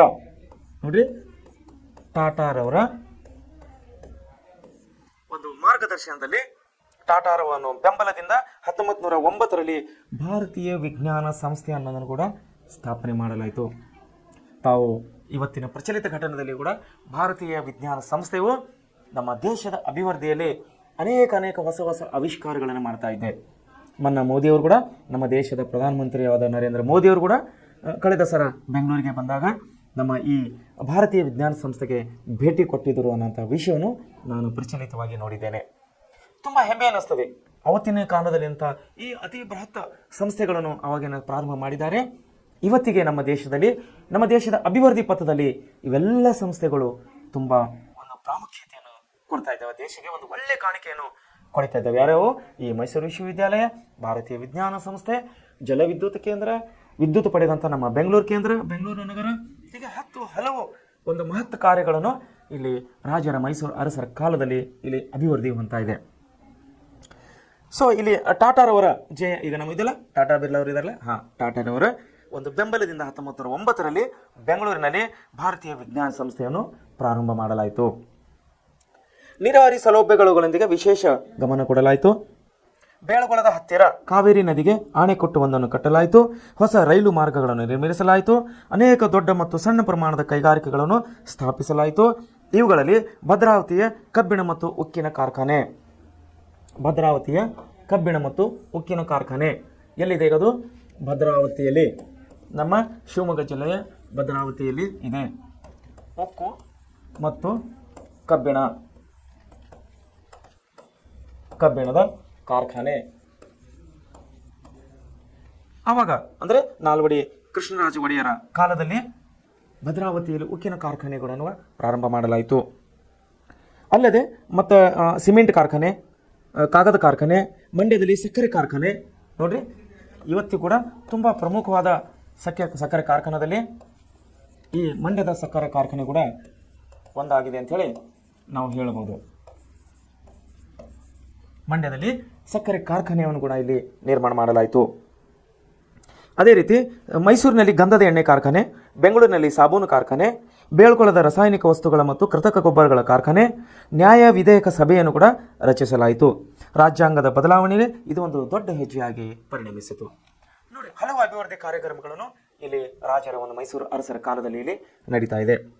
ಕೃಷ್ಣರಾಜ ಒಡೆಯರು ಸರಳರು, ಸಾತ್ವಿಕರು ಸ್ವಭಾವದವರು ಆಗಿದ್ದರಿಂದ ಸಮರ್ಥ ಆಡಳಿತಗಾರರು ಮತ್ತು ವಿದ್ಯಾಪಕ್ಷಪಾತಿಗಳು ಕೂಡ ಆಗಿದ್ದರು ಇವರು. ಅವರಿಗೆ ಲಲಿತ ಕಲೆಗಳಲ್ಲಿ ತುಂಬ ಅಭಿರುಚಿ, ಸಂಗೀತ ವಿದ್ವಾಂಸರುಗಳಿಗೆ ಪ್ರೋತ್ಸಾಹವನ್ನು ಕೊಡ್ತಾ ಇದ್ದರು. ಪ್ರಸಿದ್ಧ ವಿದ್ವಾಂಸರುಗಳಾದ ಶ್ಯಾಮ್ ಶಾಸ್ತ್ರಿ, ಎಂ ಹಿರಿಯಣ್ಣ, ವೀಣೇಶೇಷಣ್ಣ, ಸಾಂಬಯ್ಯ, ಬಿಡಾರಂ ಕೃಷ್ಣಪ್ಪ, ಮುತ್ತಯ್ಯ ಭಾಗವತ್ಕರ್, ವಾಸುದೇವಾಚಾರ್ಯ, ಟಿ ಚೌಡಯ್ಯ ಮುಂತಾದ ನಾಲ್ವಡಿ ಕೃಷ್ಣರಾಜ ಒಡೆಯರ ಪ್ರೋತ್ಸಾಹದ ಪಡೆದವರು. ಅವರ ಆಡಳಿತದಿಂದಾಗಿ ಮೈಸೂರು ಮಾದರಿ ರಾಜ್ಯ ಎಂಬ ಹೆಸರನ್ನು ಪಡೆದಿತ್ತು. ಮಹಾತ್ಮ ಗಾಂಧೀಜಿಯವರು ಇವರನ್ನು ರಾಜಶ್ರೀ ಎಂದು ಕರೆದರು. ಮಹಾತ್ಮ ಗಾಂಧಿಯವರು ಈ ಅರಸರಿಗೆ ಏನಂತ ಕರೆದಿದ್ರು? ರಾಜಶ್ರೀ ಅಂಥೇಳಿ ಕರೆದಿದ್ದರು. ಯಾಕಂದರೆ ಇವರು ಮಾಡಿದಂಥ ಒಂದು ಅದ್ಭುತ ಕಾರ್ಯಗಳು, ಈ ಮಂಡ್ಯದ ಸಕ್ಕರೆ ಕಾರ್ಖಾನೆ, ಭದ್ರಾವತಿಯ ಕಬ್ಬಿಣ ಮತ್ತು ಉಕ್ಕಿನ ಕಾರ್ಖಾನೆ, ಇವೆಲ್ಲವನ್ನು ಸಣ್ಣ ವಿಷಯಗಳಲ್ಲ, ಇವು ಸಣ್ಣ ಕೆಲಸಗಳಲ್ಲ. ಸೊ ಇವರು ಮಾಡಿದಂಥ ಅದ್ಭುತ ಕಾರ್ಯವನ್ನು ನೋಡಿ ಮಹಾತ್ಮ ಗಾಂಧೀಜಿಯವರು ಮೈಸೂರಿಗೆ ಬಂದಾಗ ನೋಡಿ ಈ ನಮ್ಮ ರಾಜರಿಗೆ ಯಾವ ಬಿರುದನ್ನು ಕೊಟ್ಟಿದ್ದರು? ರಾಜಶ್ರೀ ಅನ್ನುವಂತಹ ಬಿರುದುಗಳನ್ನು ಕೊಟ್ಟಿದ್ದರು. ಓನ್ಲಿ ಕೇವಲ ಕೈಗಾರಿಕೆಗಳಲ್ಲದೆ ಇವರು ಸಂಗೀತ ಮತ್ತು ಲಲಿತ ಕಲೆಗಳಿಗೂ ತುಂಬ ಪ್ರೋತ್ಸಾಹಗಳನ್ನು ಕೊಟ್ಟಿದ್ದರು. ವಿಶೇಷವಾಗಿ ಶ್ಯಾಮ್ ಶಾಸ್ತ್ರಿಯವರು, ಎಂ ಹಿರಿಯಣ್ಣನವರು, ಸಾಂಬಯ್ಯನವರು, ಟಿ ಚೌಡಯ್ಯನವರು, ಹೀಗೆ ಹಲವು ಇವರು ಕಲಾವಿದರಿಗೆ ಆಶ್ರಯವನ್ನು ಕೊಟ್ಟಿದ್ದರಂಥ ಅಂಶವನ್ನು ನಾವು ಈ ಪಾಠದಲ್ಲಿ ನೋಡ್ತಾ ಇದ್ದೀವಿ. ಸೊ ಇಲ್ಲಿವರೆಗೆ ಈ ನಾಲ್ವಡಿ ಕೃಷ್ಣರಾಜ ಒಡೆಯವರ ಒಂದು ಅಭಿವೃದ್ಧಿ ಕಾರ್ಯಗಳನ್ನು ನಾವಿಲ್ಲಿ ನೋಡಿದ್ದೀವಿ. ಈಗ ಮುಂದೆ ಇವರ ನಂತರ ಜೈ ಚಾಮರಾಜ ಒಡೆಯರ್ ಅನ್ನುವಂಥವರು ಅಧಿಕಾರಕ್ಕೆ ಬರ್ತಾ ಇದ್ದಾರೆ. ಜೈ ಚಾಮರಾಜ ಒಡೆಯರ್ ಅವರು 1940ರಿಂದ 1950ರವರೆಗೆ, ಅಂದರೆ ನಮ್ಮ ದೇಶ ಸ್ವತಂತ್ರ ಆಗುವವರೆಗೆ ಮತ್ತು ದೇಶ ಸ್ವತಂತ್ರ ಆದ ನಂತರ, ಅಂದರೆ 1947ಕ್ಕೆ ನಮ್ಮ ದೇಶವನ್ನು ಸ್ವತಂತ್ರ ಆಗುತ್ತದೆ. ಆದರೆ ಇವರು ಅಧಿಕಾರದಲ್ಲಿದ್ದು 1950ರವರೆಗೆ. ಸ್ವತಂತ್ರ ನಂತರ 3 ವರ್ಷಗಳವರೆಗೆ ಇವರು ನಮ್ಮ ದೇಶ ಸೇವೆಯನ್ನು ಸಲ್ಲಿಸಿದ್ದಾರೆ ಜೈ ಚಾಮರಾಜ ಒಡೆಯರ್ ಅವರು. ಸೊ ಇವ್ರ ಬಗ್ಗೆ ನಾವು ಇವರು ಅಭಿವೃದ್ಧಿ ಕಾರ್ಯಗಳನ್ನು ಮಾಡಿದ್ದಾರೆ ಅನ್ನೋಂಥ ವಿಷಯಗಳನ್ನು ನಾವು ಮುಂದೆ ನೋಡ್ಬೋದು. ಕೃಷ್ಣರಾಜ ಒಡೆಯರ ನಂತರ ಸಿಂಹಾಸನವೇರಿದ ಜೈ ಚಾಮರಾಜ ಒಡೆಯರವರು ಸಾಮಾನ್ಯ ಹಾಗೂ ವಿಶೇಷ ಕಾಲೇಜುಗಳಲ್ಲಿ ಶಿಕ್ಷಣ ಪಡೆದವರು. ವಿಶ್ವ ಪರ್ಯಟನೆ ಮಾಡಿ ಲೋಕಾನುಭವ ಪಡೆದವರಾಗಿದ್ದವರು. ಇವರು ಜಗತ್ತುಗಳನ್ನೆಲ್ಲ ತಿರುಗಿ ಅನೇಕ ವಿಷಯಗಳ ಬಗ್ಗೆ ಅನುಭವಗಳನ್ನು ಇವರು ಪಡೆದಿದ್ದವರಾಗಿದ್ದರು. ಮಿರ್ಜಾ ಇಸ್ಮಾಯಿಲ್ ಯಾರು? ದಿವಾನ್ ಇವರು. ನ್ಯಾಪತಿ ಮಾಧವರಾವ್ ಹಾಗೂ ಅರ್ಕಾಟ್ ರಾಮಸ್ವಾಮಿ ಮುದಲಿಯಾರ್ ಅವರಂತಹ ದಿವಾನ್ರುಗಳ ಸೇವೆಯು ಇವರಿಗೆ ದೊರಕಿತು. ಯಾಕಂದರೆ ಸರ್ ಇಸ್ಮಾಯಿಲ್ ಮಿರ್ಜಾ ಅವರು ಅನೇಕ ದಿವಾನ್ರುಗಳು, ಇವರುಗಳ ಪ್ರಮುಖವಾದಂಥ ದಿವಾನ್ರು. ಈ ದಿವಾನ್ರ ಕಾಲದಲ್ಲಿ ಕೂಡ ನಾವು ಹಲವು ಅದ್ಭುತ ಕಾರ್ಯಗಳನ್ನು, ಅಭಿವೃದ್ಧಿ ಕಾರ್ಯಗಳನ್ನು ನಾವಿಲ್ಲಿ ನೋಡಿದ್ದೀವಿ. ಮುಂದೆ ಜೈ ಚಾಮರಾಜರು ವಿದ್ವಾಂಸರು, ಸಂಗೀತ ತಜ್ಞರು, ವಾಗ್ಮಿ, ಸಾಹಿತ್ಯ ಮತ್ತು ಕಲೆಗಳ ಪೋಷಕರಾಗಿದ್ದರು. ಅಂದರೆ ಕಲಾಕಾರರಿಗೆ ಇವರು ಆಶ್ರಯವನ್ನು ಕೊಡ್ತಾ ಇದ್ದರು. ಅನೇಕ ಗ್ರಂಥಗಳನ್ನು ಕೂಡ ಇವರು ರಚನೆ ಮಾಡಿದರು. ಅಲ್ಲದೆ ಭಕ್ತಿಗೀತೆಗಳು ರಚಿಸಿದ್ದಾರೆ. ಭಾರತ ಸ್ವತಂತ್ರ ನಂತರ, ಭಾರತ ದೇಶ ಸ್ವತಂತ್ರ ಆದ ನಂತರ ಮೈಸೂರು ರಾಜ್ಯದ ಪ್ರಮುಖರಾಗಿದ್ದರು ಇವರು. 1947ರಲ್ಲಿ ಭಾರತ ದೇಶವನ್ನು ಬ್ರಿಟಿಷರಿಂದ ನಾವು ಸ್ವತಂತ್ರತೆಯನ್ನು ಪಡೆದಾಗ ಇವರು ಜೈ ಚಾಮರಾಜ ಒಡೆಯವರು ನಮ್ಮ ರಾಜ್ಯದ, ಅಂದರೆ ಆವಾಗ ಕರ್ನಾಟಕ ರಾಜ್ಯ ಅಂತ ಹೆಸರಿರಲಿಲ್ಲ. ಕರ್ನಾಟಕ ರಾಜ್ಯ ಹೆಸರು ಯಾವಾಗ ಬಂತು, ಯಾವ ಸಂದರ್ಭದಲ್ಲಿ ಬಂತು ಅನ್ನೋದು ನಾನು ನಿಮಗೆ ಮುಂದೆ ತಿಳಿಸ್ತೀನಿ. ಅಲ್ಲಿವರೆಗೆ ಕರ್ನಾಟಕ ಅಂತ ಹೆಸರು ಬರುವವರೆಗೆ ನಮ್ಮ ರಾಜ್ಯದ ಹೆಸರು ಮೈಸೂರು ರಾಜ್ಯ. ನೀವು ಇವಾಗ ಕೂಡ ಯಾವುದಾದ್ರೂ ಪುರಾತನ, ಅಂದರೆ ಹಳೆ ಒಂದು 70-80-100 ವರ್ಷದ ಯಾವುದಾದ್ರೂ ಒಂದು ಶಾಲೆ ಶಂಕುಸ್ಥಾಪನೆ, ಯಾವುದಾದ್ರೂ ಒಂದು ಎಕ್ಸಾಂಪಲ್ ಹೇಳಬೇಕಾದ್ರೆ ನೀವು ಹುಬ್ಬಳ್ಳಿ ಪಟ್ಟಣದಲ್ಲಿರುವಂಥ KMC Karnataka institute of medical science KMC ಹಾಸ್ಪಿಟಲ್ಗೆ ಹೋದರೆ ಅಲ್ಲಿ ಶಿಲಾನ್ಯಾಸ, ಅಂದರೆ ಬಿಲ್ಡಿಂಗ್ ಕಟ್ಟಡವನ್ನು ಕಟ್ಟುವಾಗ ಒಂದು ಶಿಲಾನ್ಯಾಸ ಹಾಕಿರ್ತಾರೆ. ಅಂದರೆ ಆ ಶಿಲಾನ್ಯಾಸ ಕಾರ್ಯಕ್ರಮಕ್ಕೆ ಯಾರ್ಯಾರು ಬಂದಿದ್ದರು ಅನ್ನುವಂಥ ಅಲ್ಲಿ ಪ್ರಮುಖರ ಹೆಸರುಗಳಿರ್ತದೆ. ತಾವು ಅಲ್ಲಿ ಯಾವಾಗರೂ ಹೋದರೆ ತಾವು ನೋಡ್ಬೋದು ಶಿಲಾನ್ಯಾಸ. ಅಲ್ಲಿ ಕರ್ನಾಟಕ ಸರ್ಕಾರ ಅಂತಿಲ್ಲ, ಶಿಲಾನ್ಯಾಸ ಅಡಿಪಾಯ, ಅಂದರೆ ಕಟ್ಟಡದ ಶಿಲಾನ್ಯಾಸ ಅಡಿಪಾಯವನ್ನು ಹಾಕುವಾಗ ನಮ್ಮ ಅಧಿಕಾರದಲ್ಲಿ ಇದ್ದಿದ್ದು ಮೈಸೂರು ರಾಜ್ಯ. ಮೈಸೂರು ಅರಸರಿಲ್ಲ, ಮೈಸೂರು ರಾಜ್ಯ. ಅಂದರೆ ಸ್ಟೇಟ್ ಆಫ್ ಕರ್ನಾಟಕ ಬದಲಾಗಿ ಸ್ಟೇಟ್ ಆಫ್ ಮೈಸೂರು ಅಂತ ಹೆಸರಿದೆ. ನಾನು ಕಳೆದ ಸಾರಿ ಅಲ್ಲಿ ಆಸ್ಪತ್ರೆಗೆ ಹೋದಾಗ ನಾನು ನೋಡಿದ್ದೇನೆ. ತಾವುಗಳು ಈ ಪಾಠವನ್ನು ಓದುತ್ತಿದ್ದವರು ಯಾವಾಗ KMC ಹಾಸ್ಪಿಟಲ್ಗೆ ಹುಬ್ಬಳ್ಳಿಗೆ ಹೋದಾಗ ಅಲ್ಲಿ ಶಿಲಾನ್ಯಾಸ, ಕಟ್ಟಡದ ಶಿಲಾನ್ಯಾಸ ಅಂತ ಇರುತ್ತದೆ, ಅಲ್ಲಿ ತಾವು ನೋಡ್ಬೋದು. ಆವಾಗ ಮೈಸೂರು ರಾಜ್ಯ ಅಂತ ಹೆಸರಿದೆ. ಸೊ ಯಾಕೆ ಈ ವಿಷಯನ ಹೇಳ್ತಾ ಇದ್ದೀನಿ ಅಂದರೆ, ಮೈಸೂರು ಅರಸರು 1947ವರೆಗೆ ಅವರ ಅಧಿಕಾರವನ್ನು ಕೊನೆಗೊಳ್ಳುತ್ತದೆ. 48ರಿಂದ, ಅಂದರೆ 1947 ಆಗಸ್ಟ್ 15ರಿಂದ ಅಥವಾ 16ನೇ ತಾರೀಕಿನಿಂದ ನಮ್ಮ ಭಾರತ ಸರ್ಕಾರವು ಏಕೀಕರಣವಾದ ಮೇಲೆ ಆವಾಗ ನಮ್ಮ ಮೈಸೂರು ರಾಜ್ಯ ಅಂತ ಹೆಸರು ಬರ್ತದೆ. ಅದನ್ನ ವಿಷಯ ನಿಮ್ಮನ್ನು ಸ್ವಲ್ಪ ರಿಪೀಟ್ ಆಗಿ ನಾನು ಹೇಳ್ತಾ ಇದ್ದೇನೆ. ಸೊ ಇಲ್ಲಿವರೆಗೆ ನಮ್ಮ ದೇಶ ಸ್ವತಂತ್ರ ಆಗುವವರೆಗೆ ಯಾರಿದ್ದರು? ಜೈ ಚಾಮರಾಜ ಒಡೆಯರ್ ಅವರು ಅಧಿಕಾರದಲ್ಲಿ ಇದ್ದರು. ಈಗ ಮುಂದೆ ನಾವು ಇನ್ನೊಂದು ಹೊಸ ವಿಷಯಕ್ಕೆ ಬರೋಣ. ಇಲ್ಲಿಗೆ ಮೈಸೂರು ಅರಸರ ಒಂದು ಅಧಿಕಾರವನ್ನು ಇಲ್ಲಿ ಮುಕ್ತಾಯಗೊಳ್ಳುತ್ತದೆ. ಮೈಸೂರು ಅರಸರ ಅಧಿಕಾರವನ್ನು ಇಲ್ಲಿ ಮುಕ್ತಾಯಗೊಳ್ಳುತ್ತದೆ. ಇಲ್ಲಿ ಏನಪ್ಪ ಅಂದರೆ ಕರ್ನಾಟಕದಲ್ಲಿ ಬ್ರಿಟಿಷ್ ಆಳ್ವಿಕೆಗೆ ಪ್ರತಿರೋಧಗಳು ಅನ್ನುವಂಥ ನಾವೀಗ ಒಂದು ವಿಷಯವನ್ನು ನಾವಿಲ್ಲಿ ನೋಡುವರಾಗಿದ್ದೇವೆ. ಕರ್ನಾಟಕದಲ್ಲಿ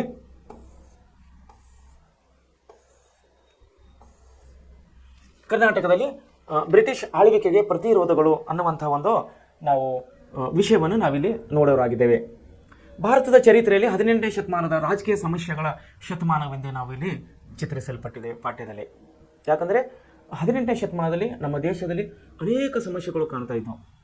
ದೇಶವು ಅನೇಕ ಸಂಸ್ಥಾನಗಳಲ್ಲಿ ಹಂಚಿ ಹೋಗಿತ್ತು, ಅನೇಕ ಸಣ್ಣ ಪುಟ್ಟ ರಾಜ್ಯಗಳಲ್ಲಿ ಹಂಚಿ ಹೋಗಿತ್ತು. ಅಂಥ ಒಂದು ಪರಿಸ್ಥಿತಿಯಲ್ಲಿ ನಮ್ಮ ದೇಶದಲ್ಲಿ ಸಮಸ್ಯೆಗಳು ಸುಮಾರು ಇದ್ದವು ಅಂಥೇಳಿ ನಾವು ಕಳೆದ ಕೆಲವು 3 ಪಾಠಗಳಲ್ಲಿ ನಾವು ಓದಿದ್ದೀವಿ. ನಾವು ಅದನ್ನೇ ಇಲ್ಲಿ ಇನ್ನೊಂದು ಸಾರಿ ನಮಗೆ ವಿಷಯನ ರಿಪೀಟ್ ಆಗ್ತಾ ಇದೆ. ಏನಂದರೆ ಭಾರತ ಚರಿತ್ರೆಯಲ್ಲಿ 18ನೇ ಶತಮಾನ ರಾಜಕೀಯ ಸಮಸ್ಯೆಗಳ ಶತಮಾನವೆಂದೇ ನಾವು ಕರೀತೇವೆ. ಇದಕ್ಕೆ ಅನೇಕ ಕಾರಣಗಳಿವೆ. ಏನು ಕಾರಣಗಳಿವೆ? ಮೊಘಲ್ ಚಕ್ರವರ್ತಿ ಔರಂಗಜೇಬನ ಮರಣ ನಂತರ ಮೊಘಲ್ ಚಕ್ರವರ್ತಿ ಔರಂಗಜೇಬನ ಮರಣ 1707ರಲ್ಲಿ ಸಂಭವಿಸಿದ್ದು ಇದಕ್ಕೆ ಪ್ರಮುಖ ಕಾರಣವಾಯಿತು. ಆತನ ಮರಣದ ನಂತರ ಮೊಘಲರ ರಾಜಕೀಯ ಸಾರ್ವಭೌಮತ್ವವನ್ನು ಇಲ್ಲಿ ಕುಗ್ಗಿಸಲಾಯಿತು ಅಥವಾ ಕುಗ್ಗಿತ್ತು. ಇದರಿಂದಾಗಿ ದಕ್ಷಿಣ ಭಾರತದಲ್ಲಿ ಮೊಘಲರ ರಾಜಕೀಯ ಹತೋಟಿ ಕೈತಪ್ಪಿತ್ತು. ಅಂದರೆ ನಮ್ಮ ದೇಶದಲ್ಲಿ ದಕ್ಷಿಣ ಭಾರತದಲ್ಲಿ ಮೊಘಲ ಸಾಮ್ರಾಜ್ಯದ ಹತೋಟಿಯನ್ನು ಇಲ್ಲಿ ಕೈ ತಪ್ಪುತ್ತಾ ಬರ್ತಾ ಇದೆ. ಕರ್ನಾಟಕ ಪ್ರದೇಶದಲ್ಲಿ, ಕರ್ನಾಟಕ ಅಂದರೆ ನಾವು ಕಳೆದ 2ನೇ ಅಧ್ಯಾಯದಲ್ಲಿ ನಾವು ಕರ್ನಾಟಕ ಯುದ್ಧಗಳು, ಬ್ರಿಟಿಷ್ ಕರ್ನಾಟಕ ಯುದ್ಧ ಅಂದರೆ 1ನೇ ಕರ್ನಾಟಕ ಯುದ್ಧ, 2ನೇ ಕರ್ನಾಟಕ ಯುದ್ಧ ಮತ್ತು 3ನೇ ಕರ್ನಾಟಕ ಯುದ್ಧ ಅನ್ನೋಂಥ 3 ಕರ್ನಾಟಕ ಯುದ್ಧಗಳನ್ನು ನಾವು ಓದಿದ್ದೀವಿ. ಕರ್ನಾಟಕ ಅಂದರೆ ಯಾವ ಪ್ರದೇಶದದು? ಮದ್ರಾಸ್ ಪ್ರಾಂತದಲ್ಲಿ, ಮದ್ರಾಸದ ಪೂರ್ವ ಭಾಗದಲ್ಲಿ ಬರುವಂಥ ಕೆಲವು ಪ್ರದೇಶಗಳಿಗೆ ನಾವು ಕರ್ನಾಟಕ ಪ್ರದೇಶ ಅಂತೇಳಿ ನಾವು ಕಳೆದ ಅಭ್ಯಾಸದಲ್ಲಿ ಅಭ್ಯಾಸ ಮಾಡಿದ್ದೇವೆ. ಇಲ್ಲಿ ಕೂಡ ಏನಾಗ್ತದೆ, ಕರ್ನಾಟಕ ಪ್ರದೇಶಗಳು ಆವತ್ತಿನ ಕಾಲದ ಅಂದರೆ 1707ರಲ್ಲಿ ಮೊಘಲ ಸಾಮ್ರಾಜ್ಯಕ್ಕೆ ಒಳಪಟ್ಟಿತ್ತು. ಇಲ್ಲಿ ಮೊಘಲ ದೊರೆಯಾದಂತಹ ಯಾರು? ಔರಂಗಜೇಬನ ಮರಣ ನಂತರ ಮೊಘಲರ ಅಧಿಕಾರಕ್ಕೆ ಈ ಕರ್ನಾಟಕ ಪ್ರದೇಶಗಳು ಕೈ ತಪ್ಪುತ್ತಾ ಇವೆ. ಯಾಕಂದರೆ ಇಲ್ಲಿ ಮೊಘಲರು ದುರ್ಬಲರಾಗ್ತಾ ಇದ್ದಾರೆ. ಯಾಕೆ ದುರ್ಬಲರಾಗ್ತಾ ಇದ್ದಾರೆ ಅನ್ನೋ ಒಂದು ಅಂಶವನ್ನು ನಾವು ಇಲ್ಲಿ ಮುಂದೆ ನೋಡಬೇಕು. ಕರ್ನಾಟಕ ಪ್ರದೇಶದ ಅಧಿಕಾರಕ್ಕೆ ಕಿತ್ತಾಟಗಳು ಪ್ರಾರಂಭವಾಗದವಿಲ್ಲಿ. ಅಧಿಕಾರಕ್ಕಾಗಿ ಇಲ್ಲಿ ಕಿತ್ತಾಟಗಳು ಪ್ರಾರಂಭವಾಗಿವೆ. ಈ ಹಿನ್ನೆಲೆಯಲ್ಲಿ ಬ್ರಿಟಿಷರು ಭಾರತದ ಮೇಲೆ ತಮ್ಮ ರಾಜಕೀಯ ಹಿಡಿತವನ್ನು ಬಿಗಿಗೊಳಿಸ್ತಾ ಇದ್ದಾರೆ. ಒಂದು, ಮೊಘಲರು ದುರ್ಬಲರಾಗ್ತಾ ಇದ್ದಾರೆ, ಅಧಿಕಾರಕ್ಕಾಗಿ ಕಿತ್ತಾಟಗಳು ಪ್ರಾರಂಭವಾಗಿವೆ, ಮತ್ತು ಬ್ರಿಟಿಷರು ತಮ್ಮ ಅಧಿಕಾರ ವ್ಯಾಪ್ತಿಗಾಗಿ ಅವರು ತಮ್ಮ ಅಧಿಕಾರವನ್ನು ಬಿಗಿಗೊಳಿಸ್ತಾ ಇದ್ದಾರೆ. ಭಾರತವು ರಾಜಕೀಯ ಸ್ಥಿರತೆಗೆ ಒಳಗಾಯಿತು. ಭಾರತವು ರಾಜಕೀಯ ಸ್ಥಿತ್ಯಂತರಕ್ಕೆ ಒಳಗಾಯಿತು. ದೇಶಿ ರಾಜರುಗಳು ಬ್ರಿಟಿಷರ ವಿವಿಧ ಬಗೆಗಳಲ್ಲಿ ಪ್ರತಿರೋಧಗಳನ್ನು ಒಡ್ಡುತ್ತಾ ಬಂದರು. ದೇಶೀಯ ರಾಜರುಗಳು ಅಂದರೆ ನಮ್ಮ ಸಂಸ್ಥಾನಿಕ ರಾಜರುಗಳು ಬ್ರಿಟಿಷರ ವಿರುದ್ಧವಾಗಿ ದಂಗೆ ಏಳಲಿಕ್ಕೆ ಇಲ್ಲಿ ಪ್ರಾರಂಭ ಆಗ್ತಾ ಇದ್ದಾರೆ. ಒಂದು ಕಡೆ ಏನಾಗ್ತಿದ್ದಾರೆ, ಮೊಘಲರು ಇಲ್ಲಿ ಬಲಹೀನರಾಗ್ತಾ ಇದ್ದಾರೆ. ದೇಶೀಯ ರಾಜರುಗಳು ಸಂಸ್ಥಾನಗಳು ಅಧಿಕಾರಕ್ಕಾಗಿ ಕಿತ್ತಾಟ ನಡೆಸ್ತಾ ಇದ್ದಾರೆ. ಬ್ರಿಟಿಷರು ತಮ್ಮ ಅಧಿಕಾರ ವ್ಯಾಪ್ತಿಯನ್ನು ಇನ್ನೂ ಅಭಿವೃದ್ಧಿಪಡಿಸಬೇಕು, ಹೊಸ ಹೊಸ ಸಂಸ್ಥಾನಗಳನ್ನು ವಶಪಡಿಸಿಕೊಳ್ಬೇಕಂತ ಹೇಳಿ ಬ್ರಿಟಿಷರು ಪ್ಲಾನ್ ಮಾಡ್ತಾ ಇದ್ದಾರೆ. ಅಂಥದರಲ್ಲಿ ಏನಾಗ್ತದೆ, ಇಲ್ಲಿ ದೇಶೀಯ ರಾಜರುಗಳಿಂದ ಬ್ರಿಟಿಷರಿಗೆ ಪ್ರತಿರೋಧವನ್ನು ಎದುರಿಸಬೇಕಾಗಿ ಬರ್ತಾ ಇದೆ. ಅಂಥದರಲ್ಲಿ ನಾವಿಲ್ಲಿ ನೋಡಬೇಕಾಗಿದ್ರೆ ದಕ್ಷಿಣ ಭಾರತದಲ್ಲಿ ಮೊದಲನೇದಾಗಿ ನಾವಿಲ್ಲಿ ಹೈದರ್ ಅಲಿ ಮತ್ತು ಟಿಪ್ಪು ಸುಲ್ತಾನರ ಬಗ್ಗೆ ಇಲ್ಲಿ ನಾವು ಅಭ್ಯಾಸವನ್ನು ಇಲ್ಲಿ ಮಾಡುವರಾಗಿದ್ದೇವೆ. ಹೈದರ್ ಅಲಿ ಮೊದಲನೇದಾಗಿ ನಾವು ಹೈದರ್ ಅಲಿಯ ಬಗ್ಗೆ ಇಲ್ಲಿ ನಾವೇ ಅಭ್ಯಾಸವನ್ನು ಮಾಡಬೇಕು. ಯಾರಿವರು ಹೈದರ್ ಅಲಿ? ಇಲ್ಲಿ ಯಾಕೆ ಬಂದವರು ಇವರು ಅನ್ನೋಂಥ ವಿಷಯವನ್ನು ನಾವಿಲ್ಲಿ ಕೂಲಂಕಷವಾಗಿ ನೋಡುವರಾಗಿದ್ದೇವೆ. ಸೊ 1704ರಲ್ಲಿ ಸಂಭವಿಸಿದ ಚಿಕ್ಕದೇವರಾಜ ಒಡೆಯರ ಮರಣ, 1704ರಲ್ಲಿ ಚಿಕ್ಕದೇವರಾಜರ ಮರಣವನ್ನು ನಾವಿಲ್ಲಿ ನೋಡ್ತಾ ಇದ್ದೀವಿ. ಮೈಸೂರು ರಾಜ್ಯದ ರಾಜಕೀಯ ಬೆಳವಣಿಗೆಯ ಮೇಲೆ ದುಷ್ಪರಿಣಾಮವನ್ನು ಬೀರಿತು. ಯಾವುದು? 1704ರಲ್ಲಿ ಚಿಕ್ಕದೇವರಾಜ ಒಡೆಯರು ಇಲ್ಲಿ ಸಾವನ್ನಪ್ಪುತ್ತಾರೆ. ಇವರ ಮರಣದಿಂದಾಗಿ ಉತ್ತರಾಧಿಕಾರದ ಸಮಸ್ಯೆ ಕಂಡು ಬಂದಿದೆ. ಅಂದರೆ ಉತ್ತರಾಧಿಕಾರಿ ಯಾರಾಗಬೇಕು ಅನ್ನೋಂಥ ಒಂದು ಸಮಸ್ಯೆಯನ್ನು ಕಂಡು ಬಂದಿದ್ದರಿಂದ ಜೊತೆಗೆ ಆಡಳಿತವೂ ಇಲ್ಲಿ ಕುಸಿತ ಬರಿತಾ ಇದೆ. ಈ ಬೆಳವಣಿಗೆಗಳು ಆ ಕಾಲದ ಮೈಸೂರಿನ ರಾಜಕೀಯವನ್ನು ಮುಸುಕುಗೊಳಿಸಿದರು. ಈ ರೀತಿಯ ಅತಂತ್ರ ಸನ್ನಿವೇಶಗಳ ಹಿನ್ನೆಲೆಯಲ್ಲಿದ್ದ ಮೈಸೂರು ಮತ್ತು ಕರ್ನಾಟಕ ಪ್ರಾಂತಗಳ ಭೂಪ್ರದೇಶದಲ್ಲಿ ಹೈದರಲಿ ರಾಜಕೀಯ ಪ್ರಾಮುಖ್ಯತೆಯನ್ನು ಇಲ್ಲಿ ಗಳಿಸ್ತಾನೆ. ಗಳಿಸ್ತಾ ಇದ್ದಾನೆ. ಹೈದರಲಿಯು ಬಹುಬೇಗನೆ ಶಸ್ತ್ರಾಸ್ತ್ರ ಉಪಯೋಗ ಮತ್ತು ಪ್ರಯೋಗಗಳಲ್ಲಿ ಖ್ಯಾತಿ ಗಳಿಸಿ ಚುರುಕಿನ ಸೈನಿಕ ಕಾರ್ಯಾಚರಣೆಗಳ ಮೂಲಕ ದಳವಾಯಿಗಳ ಬಲ ಕುಂದಿಸಿ ಅರಸರಾಗಿದ್ದ 2ನೇ ಕೃಷ್ಣರಾಜ ಒಡೆಯರನ್ನು ಗೃಹ ಬಂಧನದಲ್ಲಿರಿಸಿ ಅಧಿಕಾರವನ್ನು ತನ್ನ ಕೈಗೆತ್ತಿಕೊಂಡನು. ಮರಾಠರು, ಹೈದರಾಬಾದಿನ ನಿಜಾಮ ಮತ್ತು ಅರ್ಕಾಟಿನ ನವಾಬರು ತಮ್ಮ ರಾಜಕೀಯ ಅಸ್ತಿತ್ವ ಮತ್ತು ಮೇಲ್ಮೈ ಸಾಧನೆಗಾಗಿ ಹೋರಾಟಗಳಲ್ಲಿ ನಿರಂತರಾಗಿದ್ದಾರೆ. ಈ ಸಂಕ್ರಮಣದ ಸಂದರ್ಭವನ್ನು ತಮ್ಮ ರಾಜಕೀಯ ಪ್ರಾಬಲ್ಯಕ್ಕಾಗಿ ಬ್ರಿಟಿಷರು ಮತ್ತು ಫ್ರೆಂಚರು ಇಲ್ಲಿ ಬಳಸತೊಡಗಿದ್ದಾರೆ. ನೋಡ್ರಿ ಏನಾಗ್ತದೆ ಇಲ್ಲಿ, ಹೈದರಲಿ ಏನಾಗ್ತಾ ಇದ್ದಾನೆ, ಸ್ವಲ್ಪ ಬಲಶಾಲಿಯಾಗಿದ್ದಾನೆ, ಸೈನಿಕ ತರಬೇತಿಯನ್ನು ಪಡೆದಿದ್ದಾನೆ. ಆಮೇಲೆ ಅನೇಕ ಶಸ್ತ್ರಾಸ್ತ್ರಗಳನ್ನು ಯಾವ ರೀತಿ ಬಳಸಬೇಕಂತೇಳಿ ಇವನು ತರಬೇತಿ ಪಡೆದುಕೊಂಡಿದ್ದಾನೆ. ಇಲ್ಲಿ ಏನಾಗ್ತಾ ಇದೆ, 2ನೇ ಕೃಷ್ಣರಾಜ ಅವರ ಮೈಸೂರು ಅರಸರನ್ನು ಇವನು ಬಂಧನದಲ್ಲಿಡ್ತಾ ಇದ್ದಾನೆ. ಯಾರು? ಹೈದರಲಿ. ಬಂಧನದಲ್ಲಿಟ್ಟು ಅಲ್ಲಿ ಬರುವಂಥ ಎಲ್ಲ ಸಾಮಂತ ಅರಸರನ್ನು ಸೋಲಿಸಿ ತಾನೇ ಅರಸನಾಗಬೇಕು ಅನ್ನಂತೇಳಿ ಇಲ್ಲಿ ಪ್ರಯತ್ನ ಪಡ್ತಾ ಇದ್ದಾನೆ. ಅದೇ ರೀತಿ ಇಲ್ಲಿ ಏನು ಬರ್ತಾ ಇದೆ, ಇನ್ನೊಂದೇನೆಂದರೆ ಹೈದರಾಬಾದಿನ ನಿಜಾಮರು ಮತ್ತು ಅರ್ಕಾಟಿನ ನವಾಬರು ತಮ್ಮ ರಾಜಕೀಯ ಅಸ್ತಿತ್ವವನ್ನು ಉಳಿಸ್ಕೊಳ್ಳಲಿಕ್ಕೆ ಇಲ್ಲಿ ಹಣಗಾಡ್ತಾ ಇದ್ದಾರೆ ಇಬ್ಬರು. ಯಾರು? ಹೈದರಾಬಾದಿನ ನಿಜಾಮ ಮತ್ತು ಅರ್ಕಾಟಿನ ನವಾಬ. ನೋಡ್ರಿ ಇಲ್ಲಿ ಎಷ್ಟು ಇಂಪಾರ್ಟೆಂಟ್ ಇದೆ. ಇಲ್ಲಿ ಹೈದರಲಿ ತನ್ನ ಸಾಮ್ರಾಜ್ಯದ ಅಭಿವೃದ್ಧಿಗಾಗಿ ಇಲ್ಲಿ ತಾವು ಕಾಡ್ತಾ ಇದ್ದಾನೆ. ಇಲ್ಲಿ ಹೈದರಾಬಾದಿನ ನಿಜಾಮ ಮತ್ತು ಹೈದರಲಿ ಕೂಡ ಇಲ್ಲಿ ತನ್ನ ಸಾಮ್ರಾಜ್ಯವನ್ನು ವಿಸ್ತರಣೆ ಮಾಡಬೇಕಂತ ಇವನು ಹಂಬಲ ಪಡ್ತಾ ಇದ್ದಾನೆ. ಅರ್ಕಾಟಿನ ನವಾಬಗೆ ಮತ್ತು ಹೈದರಾಬಾದ್ ನಿಜಾಮನಿಗೆ ಇಲ್ಲಿ ಗುದ್ದಾಟ ಪ್ರಾರಂಭವಾಗಿದೆ. ತಮ್ಮ ಸಾಮ್ರಾಜ್ಯದ ಅಸ್ತಿತ್ವಕ್ಕಾಗಿ ಇವರು ಇಲ್ಲಿ ಪ್ರಯತ್ನ ಪಡ್ತಾ ಇದ್ದಾರೆ. ಈ ಸಂಕ್ರಮಣದ ಸಂದರ್ಭವನ್ನು ಅಂದರೆ ಈ ಒಂದು ಅವಕಾಶವನ್ನು ಯಾರು ಉಪಯೋಗಿಸಪಡಿಸಲಾಕ ಒಂದು ತವಕ ಪಡ್ತಾ ಇದ್ದಾರೆ ಅಂದರೆ ಒಂದು ಬ್ರಿಟಿಷರು, ಎರಡನೇದಾಗಿ ಫ್ರೆಂಚರು. ಅಂದರೆ ಆ ಒಂದು ಸಮಯದಲ್ಲಿ ಬ್ರಿಟಿಷರು ಮತ್ತು ಫ್ರೆಂಚರು ತುಂಬ ಬಲಶಾಲಿಗಳಾಗಿದ್ದರು, ತುಂಬ ಸ್ಟ್ರಾಂಗ್ವಾಗಿದ್ದರು. ಇಲ್ಲವರು ನಮ್ಮ ಸಾಮಂತ ಅರಸರು, ನಮ್ಮ ಪ್ರಾದೇಶಿಕ ಸಂಸ್ಥಾನಗಳ ಅರಸರನ್ನು ಒಬ್ಬೊಬ್ಬರನ್ನಾಗಿ ಇವರು ಸೋಲಿಸ್ತಾ ಬರ್ತಾ ಇದ್ದರು. ಅಧಿಕಾರಕ್ಕಾಗಿ ಫ್ರೆಂಚರಿಗೆ ಮತ್ತು ಬ್ರಿಟಿಷರಿಗೆ ಇಲ್ಲಿ ಪೈಪೋಟಿ ನಡೀತಾ ಇದೆ. ಇಂಥ ಒಂದು ಪರಿಸ್ಥಿತಿಯಲ್ಲಿ ಹೈದರಲಿಯು ತನ್ನ ಸಾಮ್ರಾಜ್ಯದ ಅಭಿವೃದ್ಧಿಗಾಗಿ, ವಿಸ್ತರಣೆಗಾಗಿ ಇವನು ಕೂಡ ಇಲ್ಲಿ ತವಕ ಪಡ್ತಾ ಇದ್ದಾನೆ. ಸೊ ಮುಂದೇನಾಗ್ತಾ ಇದೆ ಅಂದರೆ ಆಂಗ್ಲೋ ಮತ್ತು ಮೈಸೂರು ಯುದ್ಧಗಳು ಇಲ್ಲಿ ಬ್ರಿಟಿಷರಿಗೆ ಮತ್ತು ಮೈಸೂರು ಸಾಮ್ರಾಜ್ಯಕ್ಕಾಗಿ ಇಲ್ಲಿ ಆಂಗ್ಲೋ ಮೈಸೂರು ಯುದ್ಧಗಳು ನಡೀತವೆ. ಇಲ್ಲಿ 4 ಪ್ರಮುಖ ಆಂಗ್ಲೋ ಮೈಸೂರು ಯುದ್ಧಗಳನ್ನು ನಾವು ಕಾಣ್ತೇವೆ. 1ನೇ ಮತ್ತು 2ನೇ ಆಂಗ್ಲೋ ಮೈಸೂರು ಯುದ್ಧಗಳು ಹೈದರಲಿಯ ನೇತೃತ್ವದಲ್ಲಿ ನಡೆದರೆ, 3ನೇ ಮತ್ತು 4ನೇ ಆಂಗ್ಲ ಯುದ್ಧಗಳು ಅವನ ಮಗನಾದಂಥ ಟಿಪ್ಪು ಸುಲ್ತಾನದ ಕಾಲದಲ್ಲಿ ನಡೀತವೆ. ಈ ಹೈದರಲಿ ಮತ್ತು ಟಿಪ್ಪು ಸುಲ್ತಾನನ ನಡುವೆ ನಡೆಯುವ ಕಾಲದಲ್ಲಿ ನೇರವಾಗಿ ಬ್ರಿಟಿಷರು ಮತ್ತು ಈ ಹೈದರಾಲಿ ಅವರಿಗೆ ನಡೀತದೆ. ಇಲ್ಲೇನಾಗ್ತಾ ಇದೆ ಅಂದರೆ, ಈಗ ನಾವು ಮೊದಲನೇ ಆಂಗ್ಲೋ ಮೈಸೂರು ಯುದ್ಧವನ್ನು ನಾವು ನೋಡೋಣ. ಮೊದಲನೇ ಆಂಗ್ಲೋ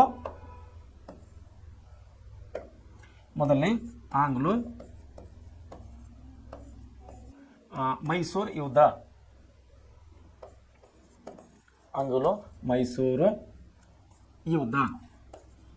ಈ ಮೊದಲನೇ ಆಂಗ್ಲೋ ಮೈಸೂರು ಯುದ್ಧ 1767ರಿಂದ 1769ವರೆಗೆ, ಅಂದರೆ 2 ವರ್ಷಗಳ ಕಾಲ ಇಲ್ಲಿ ದೀರ್ಘವಾಗಿ ಮೊದಲನೇ ಆಂಗ್ಲೋ ಮೈಸೂರು ಯುದ್ಧವನ್ನು ಇಲ್ಲಿ ನಡೆಯೋದನ್ನು ನಾವು ಕಾಣ್ತಾ ಇದ್ದೀವಿ.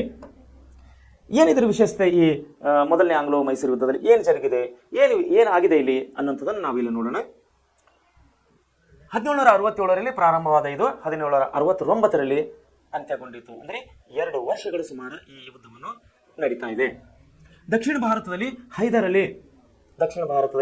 ಇಲ್ಲಿ ಹೈದರಲಿ ಗಳಿಸುತ್ತಿದ್ದ ರಾಜಕೀಯ ಪ್ರಾಬಲ್ಯವನ್ನು ಬ್ರಿಟಿಷರು, ಹೈದರಾಬಾದಿನ ನಿಜಾಮರು ಮತ್ತು ಮರಾಠರಲ್ಲಿ ರಾಜಕೀಯ ಅಸಹನೆಯನ್ನು ಮೂಡಿಸಿತ್ತು. ಇಲ್ಲಿ ಏನಾಗ್ತಾ ಇದೆ, ಹೈದರಲಿನೂ ಪ್ರಬಲನಾಗ್ತಾ ಇದ್ದಾನೆ. ಇದನ್ನು ಕಂಡು ಯಾರಿಗಾಗ್ತಾ ಇಲ್ಲ, ಇಲ್ಲಿ ಬ್ರಿಟಿಷರಿಗೆ ಆಗ್ತಾ ಇಲ್ಲ, ಹೈದರಾಬಾದ್ ನಿಜಾಮನಿಗೆ ಆಗ್ತಾ ಇಲ್ಲ, ಮತ್ತು ಮರಾಠರಿಗೆ ಕೂಡ ತುಂಬ ನುಂಗಲಾರದಂಥ ತುತ್ತಾಗ್ತಾ ಇದೆ. ಯಾಕಂದರೆ ಇಲ್ಲಿ ಹೈದರಲಿಯು ದಿನೇ ದಿನೇ ತನ್ನ ಪ್ರಖ್ಯಾತಿಯನ್ನು ಹೆಚ್ಚಿಗೆ ಮಾಡ್ತಾ ಇದ್ದಾನೆ. ಹೀಗಾಗಿ ಬ್ರಿಟಿಷರು ಮತ್ತು ಸಾಮ್ರಾಜ್ಯಶಾಹಿ ಧೋರಣೆಗೆ ಮುಳ್ಳಾಗಿ ಪರಿಣಮಿಸಿದ ಹೈದರ್ ಅಲಿಯನ್ನು ರಾಜಕೀಯವಾಗಿ ಮಣಿಸಲು ಕುತಂತ್ರ ನೀತಿಗಳನ್ನು ಮಾಡಲಾರಂಭಿಸಿದರು. ಯಾರನ್ನು ಮಣಿಸಲಿಕ್ಕೆ? ಹೈದರ್ ಅಲಿಯನ್ನು ಮಣಿಸಲಿಕ್ಕೆ ಬ್ರಿಟಿಷರು ಇಲ್ಲ ಸಲ್ಲದ ಕುತಂತ್ರಗಳನ್ನು ಇಲ್ಲಿ ಮಾಡ್ತಾ ಇದ್ದಾನೆ. ಯಾಕಂದರೆ ಅವನು ಮುಂದೆ ಪ್ರಖ್ಯಾತಿ ಪಡೆದರೆ ನಮಗೆ ತೊಂದರೆ ಆಗುತ್ತದೆ ಅನ್ನೋಂಥ ಉದ್ದೇಶದಿಂದ ಇಲ್ಲಿ ಬ್ರಿಟಿಷರು ಇಲ್ಲ ಸಲ್ಲದ ಕುತಂತ್ರಗಳನ್ನು ಪ್ರಯೋಗ ಮಾಡ್ತಾ ಇದ್ದಾರೆ. ಹೈದರ್ ಅಲಿಯನ್ನು ರಾಜಕೀಯವಾಗಿ ಮಣಿಸಲು ಕುತಂತ್ರಗಳನ್ನು ಮಾಡಲಾರಂಭಿಸಿದರು. ಮರಾಠರ ದಾಳಿಯಿಂದ ರಾಜಕೀಯ ಮತ್ತು ಆರ್ಥಿಕ ನಷ್ಟವನ್ನು ಅನುಭವಿಸಿದ ಹೈದರ್ ಅಲಿ ಮರಾಠರು ಮತ್ತು ನಿಜಾಮನನ್ನು ತನ್ನೆಡೆಗೆ ಸೆಳೆದುಕೊಳ್ಳಲು ಯತ್ನಿಸಿದನಾದರೂ ಈ ಪ್ರಯತ್ನದಲ್ಲಿ ಸ್ವಲ್ಪ ಮಟ್ಟಿಗೆ ಜಯಿಸಲೇನಾದನು. ನೋಡಿ ಏನಾಗ್ತಿದ್ದೀರಿ, ಒಂದು ಕಡೆ ಮರಾಠರ ದಾಳಿ ಇದೆ, ಮರಾಠರ ದಾಳಿಯಿಂದ ಅನೇಕ ಆರ್ಥಿಕ ನಷ್ಟಗಳನ್ನು ಅನುಭವಿಸ್ತಾ ಇದ್ದಾನೆ ಯಾರು? ಹೈದರ್ ಅಲಿ. ಇನ್ನೊಂದು ಕಡೆ ಹೈದರಾಬಾದಿನ ನಿಜಾಮನ್ನು ಕೂಡ ತನ್ನೆಡೆಗೆ ಹೇಳ್ಕೋಬೇಕಂತ ಹೇಳಿ ಪ್ರಯತ್ನ ಮಾಡ್ತಾ ಇದ್ದಾನೆ. ಇವು ಯಾವುಗಳು ಸಕ್ಸಸ್ ಆಗಿಲ್ಲ, ಆದರೂ ಕೂಡ ಸ್ವಲ್ಪ ಮಟ್ಟಿಗೆ ಇವನು ಒಂದು ಸಂತೃಪ್ತನಾಗಿ ಈ ಒಂದು ಅವಧಿಯಲ್ಲಿ ಹೈದರ್ ಅಲಿಯು ಸ್ವಲ್ಪ ಮಟ್ಟಿಗೆ ಯಶಸ್ವಿಯನ್ನು ಕಾಣ್ತಾ ಇದ್ದಾನೆ. ಹೈದರ್ ಅಲಿಯ ವಿರುದ್ಧ ಬ್ರಿಟಿಷರು ಮರಾಠರು ಮತ್ತು ನಿಜಾಮನೊಂದಿಗೆ ಒಪ್ಪಂದ ಮಾಡಿಕೊಂಡನು. ಹೈದರ್ ಅಲಿ ಏನು ಮಾಡ್ತಾ ಇದ್ದಾನೆ ಇಲ್ಲಿ? ಬ್ರಿಟಿಷರು ಮರಾಠರು ಮತ್ತು ಹೈದರಾಬಾದಿನ ನಿಜಾಮನೊಂದಿಗೆ ಒಂದು ಒಪ್ಪಂದವನ್ನು ಮಾಡಿಕೊಳ್ತಾ ಇದ್ದಾನೆ. ಏನಂತ ಅಂದರೆ ತ್ರಿಪಕ್ಷ ಒಕ್ಕೂಟ ರಚಿಸಲ್ಪಟ್ಟಿತ್ತು. ತ್ರಿಪಕ್ಷ ಒಕ್ಕೂಟ ಅಂಥೇಳಿ ಇವರು ಒಂದು ಒಕ್ಕೂಟವನ್ನು ಸ್ಥಾಪನೆ ಮಾಡಿಕೊಳ್ತಾರೆ. ಇದರಲ್ಲಿ ಯಾರ್ಯಾರಿದ್ದಾರೆ? ಹೈದರ್ ಅಲಿ ಇದ್ದಾನೆ, ಹೈದರಾಬಾದಿನ ನಿಜಾಮನಿದ್ದಾರೆ ಮತ್ತು ಮರಾಠರಿದ್ದಾರೆ. ಹೈದರ್ ಅಲಿ ಮರಾಠರು, ಹೈದರ್ ಅಲಿ ವಿರುದ್ಧ ಮರಾಠರು ಮತ್ತು ನಿಜಾಮರೊಂದಿಗೆ ಹೈದರಾಬಾದಿನ ನಿಜಾಮರೊಂದಿಗೆ ಹೈದರ್ ಅಲಿಯು ಏನು ಮಾಡ್ತಾ ಇದ್ದಾರೆ? ಇಲ್ಲಿ ಒಂದು ತ್ರಿಪಕ್ಷ ಒಕ್ಕೂಟವನ್ನು ಇಲ್ಲಿ ಸ್ಥಾಪನೆ ಮಾಡ್ತಾ ಇದ್ದಾರೆ. ಸೊ ಇದರ ಪ್ರಕಾರ ಏನಾಗ್ತಾ ಇದೆ ಅಂದರೆ ಹೈದರ್ ಅಲಿ ವಿರುದ್ಧ ಬ್ರಿಟಿಷ್ ಮರಾಠ ಮತ್ತು ನಿಜಾಮರೊಂದಿಗೆ ಒಪ್ಪಂದ ಮಾಡಿಕೊಂಡರು. ಇದರಲ್ಲಿ ತ್ರಿಪಕ್ಷ ಒಕ್ಕೂಟ ರಚಿಸಲ್ಪಟ್ಟಿತ್ತು. ಆದರೆ ಹೈದರ್ ಅಲಿ ತನ್ನ ಚಾಣಕ್ಯ ರಾಜಕೀಯ ತಂತ್ರಗಳನ್ನು ಉಪಯೋಗಿಸುವ ಮೂಲಕ ತನ್ನ ವಿರುದ್ಧ ರಚನೆಯಾಗಿದ್ದ ಮೈತ್ರಿಕೂಟವನ್ನು ಒಡೆದು ಮರಾಠ ಮತ್ತು ನಿಜಾಮನನ್ನು ಬ್ರಿಟಿಷರ ವಿರುದ್ಧ ಎತ್ತು ಕಟ್ಟುವಲ್ಲಿ ಯಶಸ್ವಿಯಾಗಿದ್ದನು. ಇವರೆಲ್ಲೂ ನಮ್ಮ ಸಾಮಂತರು ಅಂದರೆ ದೇಶೀಯ ರಾಜರು ಯಾರು? ಹೈದರಾಬಾದ್ ನಿಜಾಮರು, ಮರಾಠರು ಮತ್ತು ಹೈದರ್ ಅಲಿಯು. ಇಲ್ಲಿ ಬೇರೆ ಆದವರು ಯಾರು? ಬ್ರಿಟಿಷರು. ಇಲ್ಲಿ ಬ್ರಿಟಿಷರು ಏನು ಮಾಡಿದರು? ಹೈದರ್ ಅಲಿ ವಿರುದ್ಧವಾಗಿ ತ್ರಿಪಕ್ಷಗಳನ್ನು ಕಟ್ಟಲಿಕ್ಕೆ ಇಲ್ಲಿ ಪ್ರಯತ್ನ ಮಾಡಿದರು. ಆದರೆ ಚಾಣಕ್ಯನಾದಂಥ ಹೈದರ್ ಅಲಿಯು ಏನು ಮಾಡ್ತಾನೆ? ಹೈದರಾಬಾದಿನ ನಿಜಾಮನನ್ನು ಮತ್ತು ಮರಾಠರನ್ನು ತನ್ನ ಕಡೆ ಸೆಳೆಸಿಕೊಂಡು ಬ್ರಿಟಿಷರ ವಿರುದ್ಧವಾಗಿ ಎತ್ತಿ ಕಟ್ಟುವಲ್ಲಿ ಇಲ್ಲಿ ಯಶಸ್ವಿಯಾಗ್ತಾನೆ ಹೈದರ್ ಅಲಿ. ಈ ನಡುವೆ ಅರ್ಕಾಟಿನಲ್ಲಿ ರಾಜಕೀಯ ಸಮಸ್ಯೆಗಳು ಕಂಡುಬಂದವು.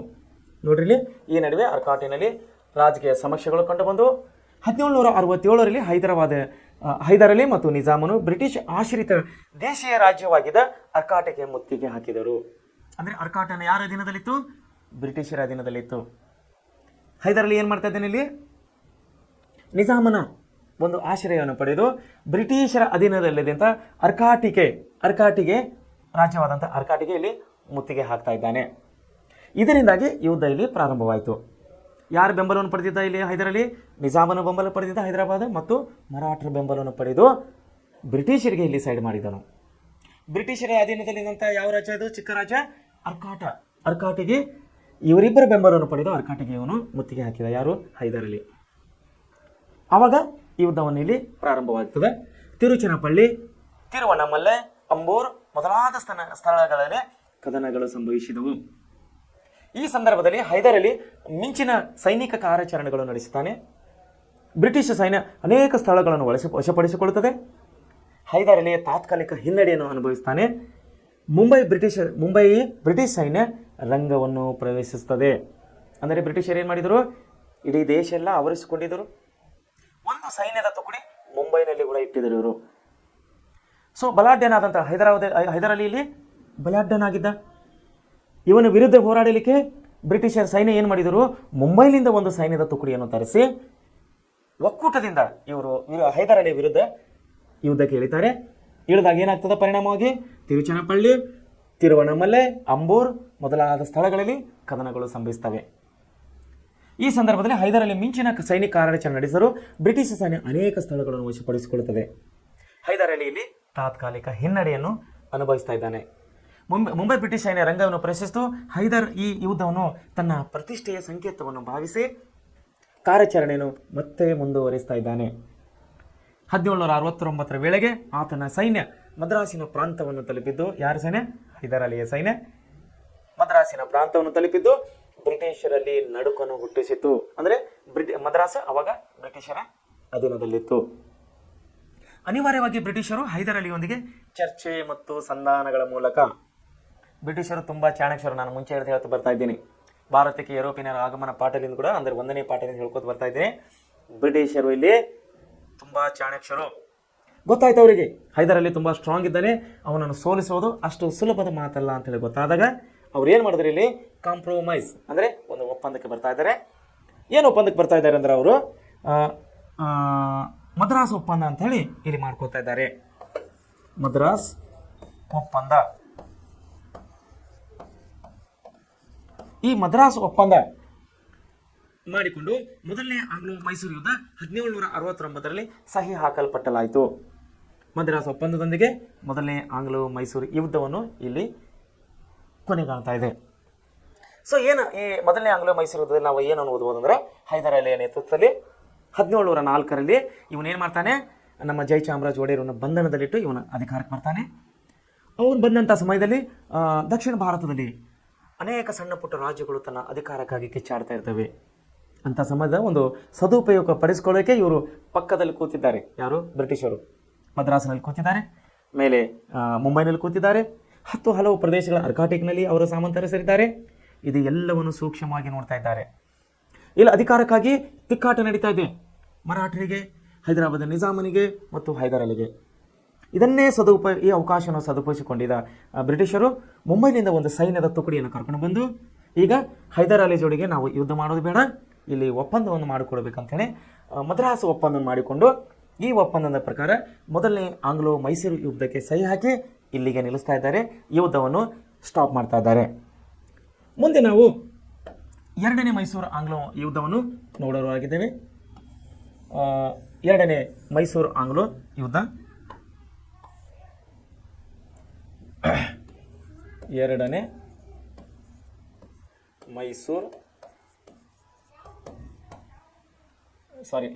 ಆಂಗ್ಲೋ ಮೈಸೂರು ಯುದ್ಧ. ಇದು ಮೈಸೂರು ಆಂಗ್ಲ ಯುದ್ಧ ಅಂದರೆ ತಪ್ಪಾಗುತ್ತೆ. ಎರಡನೇ ಆಂಗ್ಲೋ ಮೈಸೂರು ಯುದ್ಧ. ಈ ಯುದ್ಧವು 1780ರಿಂದ 1784ರವರೆಗೆ ನಡೀತಾ ಇದೆ. ಅಂದರೆ 4 ವರ್ಷಗಳ ಅವಧಿಗೆ, ದೀರ್ಘ ಅವಧಿಯವರೆಗೆ ಇಲ್ಲಿ ಎರಡನೇ ಆಂಗ್ಲೋ ಮೈಸೂರು ಯುದ್ಧವನ್ನು ನಡೀತಾ ಇದೆ. ಏನು ಈ ಎರಡನೇ ಆಂಗ್ಲೋ ಮೈಸೂರು ಯುದ್ಧದ ವಿಶೇಷತೆ ಅಂದರೆ, ಮದ್ರಾಸು ಒಪ್ಪಂದ ದಕ್ಷಿಣ ಭಾರತದಲ್ಲಿ ತಾತ್ಕಾಲಿಕವಾಗಿ ರಾಜಕೀಯ ಬೆಳವಣಿಗೆಯನ್ನು ತಡೆ ಹಿಡಿದಿತ್ತು. ಆದರೆ ಬ್ರಿಟಿಷರು ಮದ್ರಾಸು ಒಪ್ಪಂದದ ಷರತ್ತುಗಳನ್ನು ಇಲ್ಲಿ ಉಲ್ಲಂಘಿಸುತ್ತಾರೆ.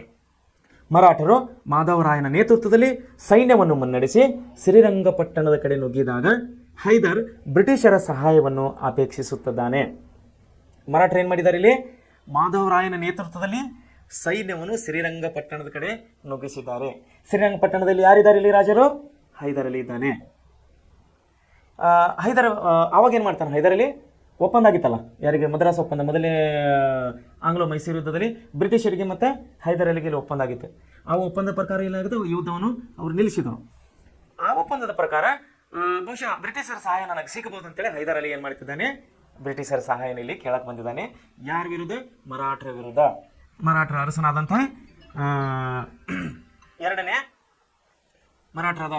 ಮಾಧವರಾಯನ ಸೈನ್ಯದಲ್ಲಿ ಇಲ್ಲಿ ಶ್ರೀರಂಗಪಟ್ಟಣಕ್ಕೆ ನುಗ್ಗಿ ಹಾಕಿದ್ದಾರೆ, ಮುತ್ತಿಗೆ ಹಾಕಿದ್ದಾರೆ. ಆದರೆ ಬ್ರಿಟಿಷರು ಇದನ್ನು ತಿರಸ್ಕಾರ ಮಾಡ್ತಾರೆ. ನೋಡಿ, ಬ್ರಿಟಿಷರು ತುಂಬ ಚಾಣಕ್ಷರು. ನಾನು ಮುಂಚೆ ಹೇಳ್ತಾ ಬರ್ತಾ ಇದ್ದೀನಿ, ತುಂಬ ಚಾಣಕ್ಷರಲ್ಲಿ ಬ್ರಿಟಿಷರು. ಈ ಸಹಾಯವನ್ನು ಅವರು ತಿರಸ್ಕಾರ ಮಾಡ್ತಾರೆ. ಮದ್ರಾಸು ಒಪ್ಪಂದಕ್ಕೆ ವಿರುದ್ಧವಾಗಿ ನಡೆದುಕೊಂಡರು. ಮಾಹೆಯು ಫ್ರೆಂಚರ ವಸಾಹತಾಗಿತ್ತಿಲ್ಲ. ಮಾಹೆಯನ್ನ ಪಟ್ಟಣವು ಫ್ರೆಂಚರ ವಸಾಹತವಾಗಿದ್ದು ಹೈದರ್ ಅಲಿಯ ನಿಯಂತ್ರಣಕ್ಕೊಳಪಟ್ಟಿತ್ತು. ಬ್ರಿಟಿಷರು ಮಾಹೆಯನ್ನು ವಶಪಡಿಸಿಕೊಂಡಿದ್ದು, ಅಂದರೆ ಫ್ರೆಂಚರ ವಸಾಹತವಾಗಿದ್ದಂಥ ಹೈದರ್ ಅಲಿ ಅಧೀನದಲ್ಲಿದ್ದಂಥ ಈ ಮಾಹೆ ಪಟ್ಟಣ ವಶಪಡಿಸಿಕೊಂಡಿದ್ದು ಎರಡನೇ ಆಂಗ್ಲೋ ಮೈಸೂರು ಯುದ್ಧಕ್ಕೆ ಕಾರಣವಾಯಿತು. ಮುಂದೆ 1708ರಲ್ಲಿ ಎರಡನೇ ಆಂಗ್ಲೋ ಮೈಸೂರು ಯುದ್ಧ ಪ್ರಾರಂಭ ಆಗುತ್ತದೆ. ಯುದ್ಧದ ಪ್ರಾರಂಭದಲ್ಲಿ ಹೈದರ್ ಅಲಿ ಮುನ್ನಡೆಯನ್ನು ಸಾಧಿಸ್ತಾನೆ. ಯಾಕಂದರೆ ಇವನು ಕೂಡ ತುಂಬ ಶಕ್ತಿಶಾಲಿಯಾಗಿದ್ದಾನೆ. ಯುದ್ಧದ ಎಲ್ಲ ಕಲೆಗಳನ್ನು ಇವನಿಗೆ ಗೊತ್ತಿದೆ. ಯಾರಿಗೆ? ಹೈದರ್ ಅಲಿಗೆ. ಕರ್ನಾಟಕ ಪ್ರಾಂತದ ಅನೇಕ ಕೋಟೆಗಳನ್ನು ವಶಪಡಿಸಿಕೊಂಡಿದ್ದಾನೆ. ಕಾಂಚೀಪುರ ವಶವಾಯಿತು. ಕೋರಮಂಡಲಂ ತೀರದವರೆಗೂ ತನ್ನ ಸೈನ್ಯವನ್ನು ಮುನ್ನಡೆಸ್ತಾನೆ. ಯಾರು? ಹೈದರ್ ಅಲಿ. ಇದು ಮದ್ರಾಸಿನ ಬ್ರಿಟಿಷ್ ಸೈನ್ಯಾಧಿಕಾರಿಗಳಲ್ಲಿ ನಡುಕು ಹುಟ್ಟಿಸ್ತದೆ. ಆಮೇಲೆ ಮುಂದೆ ಹೈದರ್ ಏನು ಮಾಡ್ತಾನೆ? ಅರ್ಕಾಟಿಗೆ ಮುತ್ತಿಗೆ ಹಾಕಿ ಅದನ್ನು ಕೂಡ ವಶಪಡಿಸಿಕೊಳಿಸ್ತಾನೆ. ಅರ್ಕಾಟ ನದಿಯಲ್ಲಿ ಬ್ರಿಟಿಷರ ಒಂದು ಪ್ರಾಂತವಾಗಿದೆ. ಹೈದರ್ ಈ ಅವಧಿಯಲ್ಲಿ ವೆಲ್ಲೂರ್ ಮತ್ತು ವಾಂಡೀಶಗಳನ್ನು ಕೂಡ ಮುತ್ತುವುದಾಗಿ ಬೆದರಿಸ್ತಾನೆ. ಹೈದರ್ನ ಸೈನ್ಯವನ್ನು ಸರ್ ಐರ್ ಕೂಟ್ ಪಾಂಡಿಚೇರಿವರೆಗೂ ಹಿಂಬಾಲಿಸಿದನು. ಹೈದರ್ ಅಲಿಯ ಸೈನ್ಯವನ್ನು ಇಲ್ಲಿ ಸರ್ ಐ ಕೂಟ್ ಅನ್ನುವನು ಪಾಂಡಿಚೇರಿವರೆಗೂ ಕೂಡ ಹಿಂಬಾಲಿಸುತ್ತಾನೆ. ಫ್ರೆಂಚರು ಹೈದರನಿಗೆ ಬ್ರಿಟಿಷರ ವಿರುದ್ಧ ಸಹಕರಿಸಿರಲು ಇಲ್ಲಿ ನಿರಾಕರಣೆ ಮಾಡ್ತಾರೆ. ಯಾರು? ಫ್ರೆಂಚರು. ಹೈದರ್ ಏನು ಮಾಡ್ತಾನೆ? ಇದರಿಂದಾಗಿ ಯುದ್ಧದ ಗತಿಯನ್ನು ಬದಲಿಸಿ ಹೈದರ್ ಬ್ರಿಟಿಷರ ಹತೋಟಿಯಲ್ಲಿನ ಪ್ರದೇಶಗಳಿಗೆ ಮುತ್ತಿಗೆ ಹಾಕಿ ಕೊಳ್ಳೆ ಹೊಡೆದು ಅಪಾರ ಸಂಪತ್ತು ಮತ್ತು ಶಸ್ತ್ರಾಸ್ತ್ರಗಳನ್ನು ಸಂಗ್ರಹಣೆ ಮಾಡ್ತಾನೆ. 1781ರಲ್ಲಿ ಪೋರ್ಟುನೋವೋ ಎಂಬಲ್ಲಿ ನಡೆದ ಕದನದಲ್ಲಿ ಹೈದರ್ ಇಲ್ಲಿ ಸೋಲನ್ನು ಅನುಭವಿಸ್ತಾನೆ. ಇದು ಯುದ್ಧದ ಗತಿಯನ್ನು ಬದಲಾಯಿಸುತ್ತದೆ ಮತ್ತು ಬ್ರಿಟಿಷರಲ್ಲಿ ಸ್ಥೈರ್ಯವನ್ನು ತುಂಬಿಸುತ್ತದೆ. ತರುವಾಯ ಪುಲಿಕಾಟ್ ಮತ್ತು ಸೋಲಿಂಗೋರ್ ಕದನದಲ್ಲಿಯೂ ಆರ್ಥಿಕ ಹಾನಿಯನ್ನು ಅನುಭವಿಸ್ತಾನೆ ಹೈದರ್ ಅಲಿ. ಈ ವೇಳೆಗೆ ಬ್ರಿಟಿಷ್ ಸಲ್ಬಾಯ್ ಒಪ್ಪಂದಕ್ಕೆ ಸಹಿ ಹಾಕುವ ಮೂಲಕ ಹೈದರ್ನ ಒಕ್ಕೂಟದಿಂದ ಮರಾಠರು ಹಾಗೂ ನಿಜಾಮನನ್ನು ತನ್ನೆಡೆ ಸೆಳೆಯುವಲ್ಲಿ ಸಫಲರಾಗುತ್ತಾರೆ ಬ್ರಿಟಿಷರು. ಯುದ್ಧದ ಮಧ್ಯದಲ್ಲಿ ಹೈದರ್ ಅಲಿ 1782ರಲ್ಲಿ ಅನಾರೋಗ್ಯದಿಂದ ಇಲ್ಲಿ ಸಾವನ್ನಪ್ಪುತ್ತಾನೆ ಹೈದರ್ ಅಲಿ. ಆಗ ಆತನ ಮಗ ಟಿಪ್ಪು ಯುದ್ಧವನ್ನು ಕಂಟಿನ್ಯೂ ಮಾಡ್ತಾನೆ, ಅಂದರೆ ಮುನ್ನಡೆಸ್ತಾನೆ. ಹೈದರ್ನ ಮರಣದ ಸಂದರ್ಭದಲ್ಲಿ ಮಲಬಾರ್ ಪ್ರಾಂತಗಳಲ್ಲಿ ನಡೆದ ಯುದ್ಧದಲ್ಲಿ ಟಿಪ್ಪು ತೊಡಗಿದನು. ಟಿಪ್ಪುವಿನ ಅನುಪಸ್ಥಿತಿ ಲಾಭ ಪಡೆದ ಬ್ರಿಟಿಷರು ಬಿದನೂರು ಮತ್ತು ಮಂಗಳೂರನ್ನು ವಶಪಡಿಸಿಕೊಳ್ಳಲು ಇಲ್ಲಿ ಪ್ರಯತ್ನ ಮಾಡ್ತಾರೆ ಬ್ರಿಟಿಷರು. ತಿರುವಾಂಕೂರ, ಕಲ್ಲಿಕೋಟೆ ಮತ್ತು ಮಲಬಾರಿನ ಅನೇಕ ರಾಜರುಗಳು ಟಿಪ್ಪುವಿನ ವಿರುದ್ಧ ಎತ್ತಿ ಕಟ್ಟುವ ಪ್ರಯತ್ನಗಳನ್ನು ಅವರು ನಡೆಸಿದರು. ಹೀಗಾಗಿ ಟಿಪ್ಪು ಮಂಗಳೂರು ಮತ್ತು ಕರಾವಳಿ ತೀರ ಪ್ರದೇಶದ ಮೇಲೆ ಹತೋಟಿ ಸಾಧಿಸುವುದು ಸೂಕ್ತವೆಂದು ಯೋಚಿಸಿ ಮಂಗಳೂರಿನತ್ತ ಮುನ್ನಡೆದು ಬ್ರಿಟಿಷರ ಸೈನ್ಯವನ್ನು ಇಲ್ಲಿ ಸೋಲಿಸ್ತಾನೆ. ಕೊನೆಗೆ 1784ರ ಮಂಗಳೂರು ಒಪ್ಪಂದದ ಪ್ರಕಾರ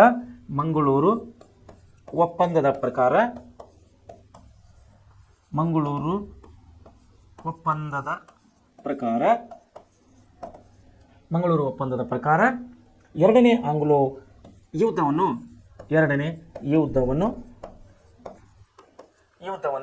ಇಲ್ಲಿ ಕೊನೆಗೊಂಡಿತು. ಅಂದರೆ ಸ್ಟಾಪ್ ಮಾಡ್ತಾರೆ, ನಿಲ್ಲಿಸ್ಬಿಡ್ತಾರೆ. ಯಾವ ಒಪ್ಪಂದ ಪ್ರಕಾರ?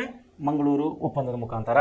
ಅಂದರೆ ಒಪ್ಪಂದಗಳಂದ್ರೆ ಏನಂದ್ರೆ ಇವರಿಗೆ ಮತ್ತೆ ಮಧ್ಯದಲ್ಲಿ ಕೂತ್ಕೊಂಡು ಕೆಲವೊಂದು ಕಂಡೀಷನ್ಸ್ ಹಾಕ್ತಾರೆ ಅವರು. ನೋಡಪ್ಪ, ನೀನು ಈ ರೀತಿ ಮಾಡಬಾರ್ದು, ನಾವು ಈ ರೀತಿ ಮಾಡೋದಿಲ್ಲ, ಸೊ ನಮ್ಮ ಸಲಹೆ ಸೂಚನೆಗಳು ನೀನು ಪಾಲನೆ ಮಾಡಬೇಕು, ನಿಮ್ಮ ಸಲಹೆ ಸೂಚನೆಗಳು ನಾವು ಪಾಲನೆ ಮಾಡ್ತೀವಿ, ಯಾವುದೇ ದಾಂಧಲೆಗಳಾಗೋದು ಬೇಡ ಅಂತೇಳಿ ಆ ಯುದ್ಧವನ್ನು ಅಲ್ಲಿ ನಿಲ್ಲಿಸ್ತಾರೆ.